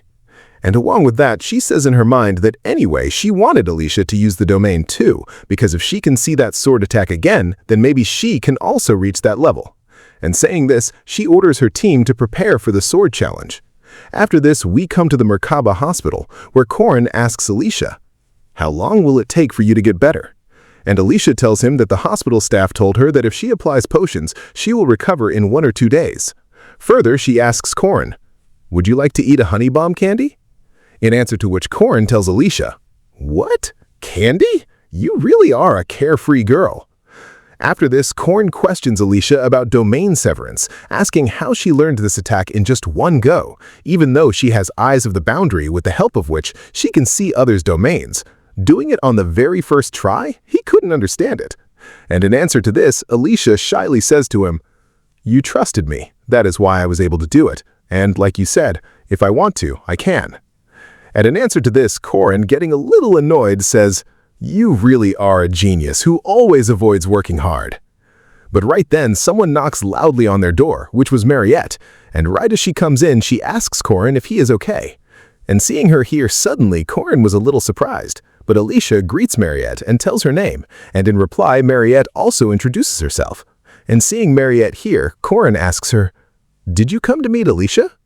But Mariette tells him, no, I heard the news about you and I was worried whether you were okay or not. That is why I came to meet you. And right next to this, activating her yandere mode, she asks Korin, are you two close to each other? And looking at her sudden change, Korin also gets scared and starts thinking what happened to her now. But right then, someone knocks on their window, which was Huaran, and her sudden entry scared Korin. But Huaran was telling him to feed her that fish. But seeing Huaran here, Mariette starts shivering a little, seeing which Korin thinks, does she feel uncomfortable looking at Huaran? But Mariette, in that same shivering condition, asks Korin, did you both eat food together? And hearing such a sudden question, Korin thinks, was this thing making her uncomfortable? But to make her happy, Korin tells her, don't worry, I will make a tasty lunch for you too. Hearing which, Mariette was happy now. And I know, friends, you all are excited right now to see the clash of all the waifus, so Korin is also thinking the exact same thing right now, that this is the first time all the heroines of the game are meeting each other. But Korin puts these things aside and tells Alicia, since the news has spread that you have learned to use domain severance, maybe Lunia will challenge you to a sword challenge, so are you confident for this challenge? But Alicia starts getting scared just hearing these things. Then Korin tells us a little about the sword challenge, that this is a swordsman's tradition, where you have to fight 5 sword master level swordsmen, and the result of this fight decides who will become the new master of the sword pavilion. And if you guys are thinking what this sword pavilion is, then let me explain it to you a little. You can understand the sword pavilion as a type of post, where you have the authority over all the family's things, like all the sword techniques and control over the family's finances. And if we come back to Alicia, she was crying and saying, you are asking confident. If I fight her, I will definitely be killed. But on this matter, Korin says he has a way. Hearing which, Alicia stops crying and asks him what that way is. But Korin says he has one condition. And on this, Alicia also says she is ready to do anything. Then Korin tells her his condition, that whenever he asks her to fight a monster or calls her for training in the training room, she will have to agree to all those things without any complaint. And from now on, Alicia will be his fixed party member. And on this matter of Korin's, Alicia crying says, I swear I will listen to everything you say. Just help me. And if we look at the rest of the waifus standing on the side, it was clear from their faces that they had no idea what was going on here. And Corin, also accepting these words of Alicia, says to her with a little style, "All right then, I, Corin Loach, from now on will put my life on the line to help you." After this, we see a member of the Five Swords who was patrolling, but right then she gets suddenly attacked with a knife. But when she looks at the attacker, she gets surprised because it is Hwaran. And seeing Hwaran here suddenly, the Five Swords member asks her what she's doing here. But in answer to this, Hwaran says, "I, Hwaran, Knife-Style Master, challenge you here on behalf of Alicia Dojo." And saying this, she attacks her. But hearing this from Hwaran, the Five Swords member asks her, "What did you say? Knife style? What is this nonsense? But tell me, why are you attacking me?" And Hwaran tells her that if she does this, Corin will take her out to eat sushi. And if we come to Corin right now, he was also fighting with a Five Swords member. And that Five Swords member also asks him why he is attacking her so suddenly. And Corin also replies just like Hwaran, saying, "I, Corin Loach, Guandao-Style Master, challenge you on behalf of Alicia Dojo." And friends, Guandao means a Chinese weapon, which is long like a spear, but it has a large blade at the top. And Corin, with that same monster-like laugh, says in his mind, "When you know that your enemy is going to attack you, then before they clap you, you should reverse it and completely wipe the floor with them." And with this strategy, Corin folds the Five Swords member, but looking at his monster-like face, that Five Swords member starts thinking if this guy has lost his mind. Then after this, Corin introduces all the members of Alicia Dojo one by one, in which the first was our Knife-Style Master, Horan, and the second was our Flying Sword-Style Master, Drone. Third was Gandalf-Style Master, my Mariette, from whose face it was clear that the poor girl was forced to do this for Corin against her will. And last was our dojo's head, Alicia Arden herself, who along with her team folded the Five Swords. And right now, a member of the Five Swords angrily asks Corin, "Tell me, why did you do this?" And Corin gives the answer to this with a creepy smile. "I just wanted to make our dojo a little popular so that our dojo's name grows, and for this, we needed some spicy news." And exactly as Corin said, that spicy news spreads in the newspaper that Alicia's new dojo easily defeated Arden's first pavilion. And now Corin reveals his real plan of why he suddenly attacked the first pavilion members. Because according to the Arden family's rule, for the position of pavilion master, both teams have to do a sword challenge, which decides who will become the pavilion master. But actually, this is a way through which you can crush your competitor beforehand. And to avoid this, Corin changed the structure of this game into a dojo challenge. And by defeating all the Five Swords members, he just wanted to set up a one-on-one duel between Alicia and Lunia. And if he defeats all the first pavilion members first, then they won't interfere in Alicia and Lunia's fight later. And right now, Alicia tells us that Mariette alone handled all the expenses of buying this dojo and hiring Drone. And thanking Mariette, Alicia says in her mind, "If I just get the reward for defeating John Doe once, I will return all your money." And Alicia was lost in her thoughts when Lunia calls out to her from behind and says, "This is quite interesting." But right then, she suddenly changes her expression and angrily tells Alicia, "If you really had to do this nonsense, then you should have run away the moment you saw me." And looking at this stunt, it is clear that this was not your plan. And the poor girl Alicia, hearing this, says crying in her mind, "I got caught." And looking at Alicia's crying face, Lunia also understands that this entire mess is Corin's doing. But right then, Corin calls out to her from behind Alicia and says, "Hey Alicia, didn't you have something to say?" And hearing this from Corin, Alicia starts thinking if she can really defeat Lunia. But gathering her courage, she says to Lunia, "As the master of this new dojo, I challenge the master of the first pavilion sword, Lunia, to a friendly duel." And Lunia accepts this duel of Alicia, but she warns her that she will not use any practice sword in this fight. And Alicia had no problem with this either. And at last, both these sisters take their respective sword stances for the fight. After this, we come to Mariette, who, looking at Lunia, was thinking that even if she transforms into her vampire form and fights Lunia with her full power, there is no guarantee that Mariette could defeat her. And thinking this, Mariette asks Corin, "Is Alicia really ready for this fight?" And Corin tells her, "Yes, I have full faith in her that she will handle it." And hearing this from Corin, Mariette also relaxes now. But right then, Lunia throws something towards Corin, which Corin catches. And what Corin caught was a pouch full of money. And holding that pouch, Corin asks Lunia, "Is this for repairing the damages to the dojo? But isn't this a bit too much money?" But to this, Lunia replies with a no and says, "This money is for the reconstruction of your dojo." And along with saying this, she launches the first attack on Alicia.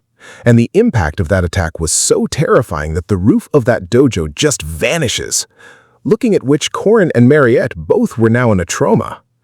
And if we look at this dojo from outside, it had been split into two parts. And right now, if we come back to Lunia and Alicia's fight, looking at Alicia, it was clear that Lunia was overpowering her. But right then, in the middle of the fight, Alicia says in her mind, "I have always admired you, Lunia. When the fire to swing a sword was burning inside me, you were my idol at that time." Then we see a flashback of Alicia, where Lunia had just returned after defeating a first-rank monster, and everyone was praising her. And remembering that moment, Alicia says, "You were a hero to me, exactly like a fairy tale. A hero just like our grandpa, listening to whose stories I grew up. And in comparison to you, I was an illegitimate child whose mother died giving birth to her, and for that reason, our father always ignored me. But you were the one who always took care of me and gave me love. But that day where I heard a human for the first time, everything changed since that day." And right now we return to the present moment where Lunia was preparing her attack. And to dodge this attack, Alicia first takes a step back. And when she sees an opening in Lunia, taking advantage of that chance, she attacks her. But Lunia easily dodges this attack. And she was also surprised that Alicia was able to find her unguarded spot. And seeing Alicia fight like this, she says in her mind, "Whatever this girl has learned so far, she's using it very well. Although her skills are amazing, she cannot last in front of me." And along with saying this, Lunia launches an attack on her, the impact of which pushes Alicia back. And for not being able to stop herself from being pushed back like this, Lunia tells Alicia, "Your footwork is still very trash." But actually, Alicia was letting all this happen intentionally, because she had a different plan for this situation. And right then, suddenly increasing her speed, she runs fast from there, goes behind Lunia, and tries to launch a close attack on her. But Lunia hadn't played with raw marbles either. And before Alicia could do anything, Lunia attacks her with her sword attack upper slice, which Alicia barely manages to dodge. But what Alicia does next surprises even Lunia, because Alicia holds Lunia tight, from which Lunia gets the idea that Alicia is now going to attack her by her body. And to dodge this attack, Lunia throws herself and Alicia backwards, which frees her from this attack. And Lunia was in pure anger from this stunt of Alicia. And kicking Alicia on the face, she tells her, "You idiot, did you really think that these cheap tricks would work on me?" And along with saying this, she attacks Alicia, which Alicia blocks. And the very next moment, pushing Lunia's sword away from her and remembering what Corin had told her, she launches a powerful attack on Lunia. But Lunia also blocks that attack and tells Alicia, "Oh, so this kid knows how to do such attacks too. Looks like I took you a bit too lightly, but you are still inexperienced in front of me."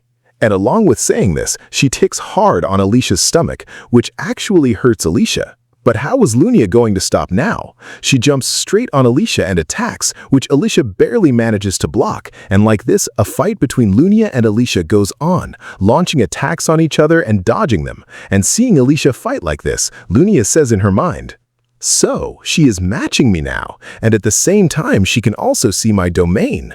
And right now, this exact thing of Alicia was giving her the most happiness, and pushing Alicia back with her next attack, she says, "I always wanted to see this real form of yours, where despite having talent, you always kept denying it."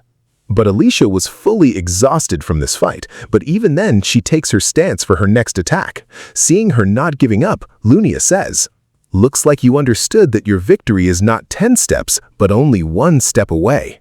All right then, now I am also not going to show any mercy to you." And along with saying this, she takes her sword stance for her final attack, and Alicia takes that exact same stance too. And the very next moment, both charge forward to attack each other. And during the attack, Lunia remembers those words of Alicia which she had said to her in their childhood, where Alicia wanted to grow up and become a great swordsman like Lunia. And right now during the attack, Lunia was seeing Corrin's reflection inside Alicia. And now, finally, both of their swords clash with each other, and both open their domains and use the same attack, domain severance, on each other, the impact of which causes a blast there. And looking at that blast, Mariette asks Corrin in a little shock, "Is this over?" And Corrin also says, "Yes, and the winner has also been decided." And this was none other than Alicia, who defeated Lunia by cutting her sword. And seeing Alicia win this match, Mariette happily says to Corrin, "Look, Corrin, Alicia did it. She won." But Corrin wasn't much surprised by this, because he knew that she was going to win. Because if Alicia is compared to Lunia, Alicia only has one advantage, which is her attack domain severance. And since Alicia could only win this fight inside the domain, Corrin had already told her that she just needs to waste some time by dodging and escaping. And since Corrin had met Lunia in his past life, he knew about all of Lunia's habits. That is why he told Alicia to wait until Lunia opened her domain, and as a result, in the domain clash, Lunia lost due to her sword getting cut. And right now, if we look at Alicia, she was surprised that she finally defeated Lunia. And Lunia, also getting up from her place, says, "Whew, looks like my performance wasn't anything special." And getting up, she starts leaving from there, but while leaving, she tells Alicia that from now on, neither she nor any of her subordinates will interfere in her work. But right then, Alicia goes to Lunia and tells her to stop, but due to fear, she isn't able to say anything to her. And Corrin tells us that right now, Alicia is scared because she knows that despite being weak, she has defeated a pavilion master, due to which people will now look at Lunia as a failure. And more than that, Alicia was scared that Lunia will start hating her even more now. And going ahead, Lunia takes her hand near Alicia's head, seeing which Alicia was shivering in fear. But Lunia just places her hand on Alicia's head, seeing which Alicia also gets surprised now. And Corrin tells us that Lunia is not a person who would hate Alicia. And he talks about that moment from his past life where he met Lunia for the first time. Even though he met her before Mariette's incident, which was a bit too early according to the story, the reason for meeting Lunia so early was that Lunia was looking for Alicia's killer, whom she could never find, because that killer was none other than this game's hero, Park Sihu. But Lunia did not give up back then and kept searching for that murderer like a crazy person until her third death anniversary. And when Lunia was standing near Alicia's grave, Corrin had asked her, "You come near her grave every year, but I used to feel that you hated your sister."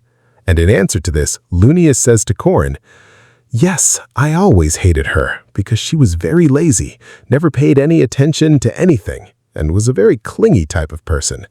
But other than me, she had no one in this world who could understand her, who could give her love." And coming to the present right now, Corrin tells us that even after Alicia's death, Lunia never turned her face away from her. And even if Alicia moves ahead of her by defeating her, Lunia will always keep supporting her from the shadows with a smile. And right now, if we look at Lunia, she places her hand on Alicia's head and says to her, "You have grown quite tall." And looking at this behavior of Lunia, Corrin says this is the exact same Lunia whom he has always known. And seeing this love of her sister, Alicia also cannot stop herself from crying now. And since Corrin helped Alicia to defeat Lunia, as a reward, his commandment takes his rank from medium-low to medium. After this, we come back to the Merkaba Academy Hospital, where Alicia was telling Corrin, "You know, I was always scared of fighting." And in answer to this, Corrin says, "Yes, I know." And going ahead, Alicia says to him, "But still, there's a part inside me that always wants to fight." And on this matter of Alicia, Corrin gives the exact same reply. But Alicia doesn't stop here and tells him further, "I always avoided that part of me because it didn't feel like me. And I was always scared of facing Lunia. That is why I started pretending like I don't care about anything." And now in answer to this, Corrin says, "If anyone else was in your place, they would have done the exact same thing." And going ahead, Alicia says to Corrin with a slightly sad face, Since I have won this fight, I have officially become the head of this family, and from now on, Lunia and her followers will keep an eye on me. But if I leave this work and run away, then maybe Lunia will end our relationship with me. And on this matter, Corin tells Alicia, "Don't worry, nothing like this is going to happen. Sometimes maybe the distance in your relationship increases, or sometimes the relationship becomes awkward, but relationships aren't something you can break so easily. After all, you are sisters, so don't take tension. Nothing like this will happen." And hearing this from Corin, Alicia also calms down now. After this, Corin tells Alicia a childhood story of his, where when he was small, the bully kids of his street always used to beat him. But later, the thing that gave him the most trouble was not the pain of those kids beating him, but the anger on himself, that he could never take a stand for himself. And that is why he tells Alicia, "You are way stronger than that weak kid who I was." And hearing this from Corin, Alicia says to him, "You are a very weird person, Corin." And Corin asks why. In reply to which, Alicia tells him, "We both are of the same age, but you always sound like a mature person." Hearing which, Corin says, "Do I look like an old man to you?" And on this matter of Corin, Alicia says without any hesitation, "Yes, looking at you, it feels like you have faced many hardships in your life." And on this matter, Corin says in his mind, "You feel like this because I have lived 14 years more than you, and if you add the memories of my 30 years, then I'm 50 right now." But Alicia ignores this now and thanks Corin, and Corin asks what for. And Alicia tells him, "For today, and for saving my life in the jungle that day." And hearing about saving her life in the jungle, Corin got surprised. But Alicia reminds him that it was Corin who saved her life in the forest. And shocked by this, Corin asks her, "How did you find this out?" And Alicia, giving a detective-like pose, says, "Your voice and your belt. I figured it out from that."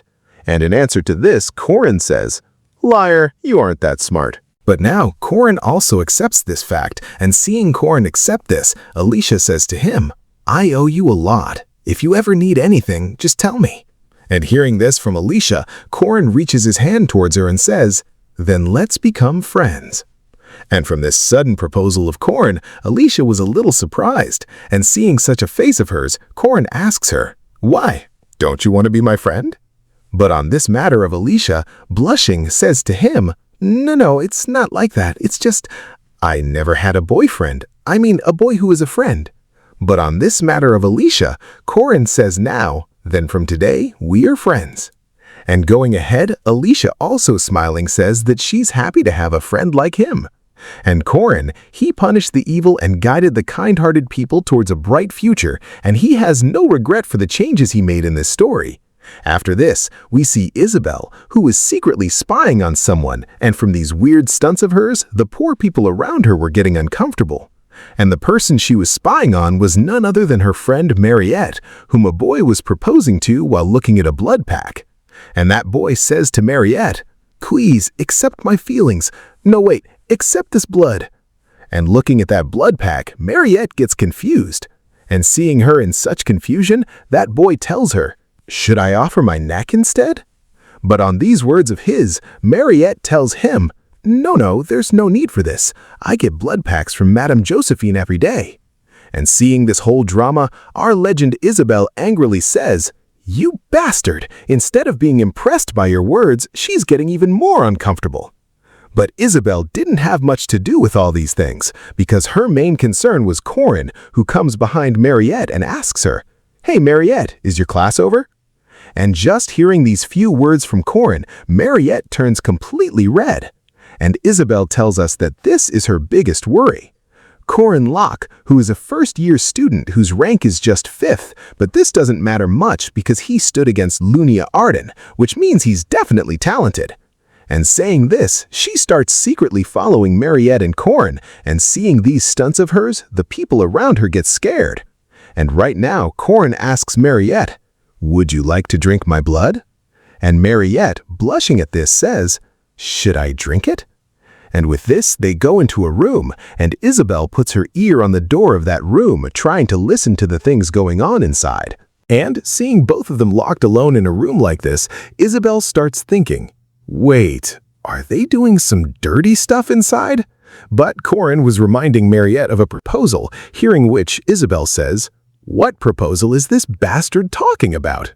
And if we look inside that room, Corin was telling Mariette that the place they bought for the dojo is now damaged, so reconstruction work is going on there. So Corin was saying that he wants to build a hotel there instead of a dojo. And hearing this from Corin, Mariette is a little surprised. But Corin gives her a guarantee that if she invests in it, he will make a 3% profit for her. And hearing these things, Isabel starts losing her mind. And she says about Corin, "Who is this anyway, planning to loot money from Mariette?" After this, we come to the training room where Corin, Alicia, and also Isabel were present, who was keeping an eye on Corin's actions from the roof. But right then, Isabel's eyes fall on Alicia, seeing whom she first thinks, "Who is this girl?" But later she recognizes that she's the second girl of the Arden family. Then, after this, Corin gives Alicia a coupon, seeing which Alicia gets extremely happy, because this is a food coupon which was for a famous restaurant named Holy Panda, and Isabel also recognizes that coupon and angrily says, "This is a coupon for the famous restaurant Holy Panda, which is famous for dating. This Corin, after trapping my friend Mariette, is making her his next target." But poor Isabel, she was in so much anger that she couldn't keep her balance, and due to her hand slipping, she falls from there. And Alicia also hears the sound of Isabel falling, and she asks Corin, "Did you hear something?" And Corin says no, and going ahead, he asks her, "Would you like to earn some money?" And hearing the talk of money from Corin's mouth again, Isabel says, "You not only did you trap 2 girls, but now you were looting money from them too, you bastard Corin Locke." After this, our scene shifts to a restaurant where Hwaran and Corin were eating food. And while eating, Corin asks Hwaran about money too and says, "I have an investment. Would you like to put money in?" And on this matter, Hwaran has a simple reply, "Do whatever you think is right." And seeing Corin and Hwaran eating together like this, Isabel's anger was on the 7th heaven now, and she had decided that Corin is none other than a massive gold digger. After this, we see a luxurious car in which none other than our Corin was sitting. And right now he tells us the real reason why he asked for money from all the girls. So Corin explains that in the dojo registration and hiring drone, 97 gold coins were spent, which if converted to Korean currency is approx 62 lakh rupees. And all this money Mariette gave from her own pocket, for which he thanks her. But at the same time, he's confused about how she just gave 100 gold coins like it was nothing for her, and he was surprised if mages really earned this much money. And Lunia gave him 50 gold coins for the dojo reconstruction, and Alicia also got 110 gold coins for the John Doe mission. And Lark, Yule, and Jaeger also had some money saved, and the money-crazy drone had a good amount of money collected. And finally, combining all this money, he got 550 gold coins, with which he bought this entire land. Even though this land looks empty right now, Corin tells that as soon as the second semester starts, an exchange festival is going to happen here where the Eastern Continent's Borame Academy is going to come. And this is going to be an absolutely fixed season for tourism because the city will be completely packed with people. And whatever money Corin invested in this land, it will be covered in 1 to 2 weeks. And thinking this, Corin says with pure flex, "I am a regressor, so why shouldn't I take advantage of future knowledge? And now this whole world will see that even Elon Muskie will be at my feet." After this, we come back to Maracaba Academy, where our chairman was saying to Josephine, "The Catholic Church, Royal Family, and Mage Tower, their attitude towards our school is not looking very good right now. But this is not something that we cannot fix." And in answer to this, Josephine, supporting the chairman, says, "We will fully help you in this decision of yours, and I feel like everyone should be given a chance." And the chairman, also getting up from his place, says, "I will be outside the academy for some time." But Josephine tells him that she will go in his place. But the chairman tells her, "The other places are fine, but the Catholic Church won't be a good place for you."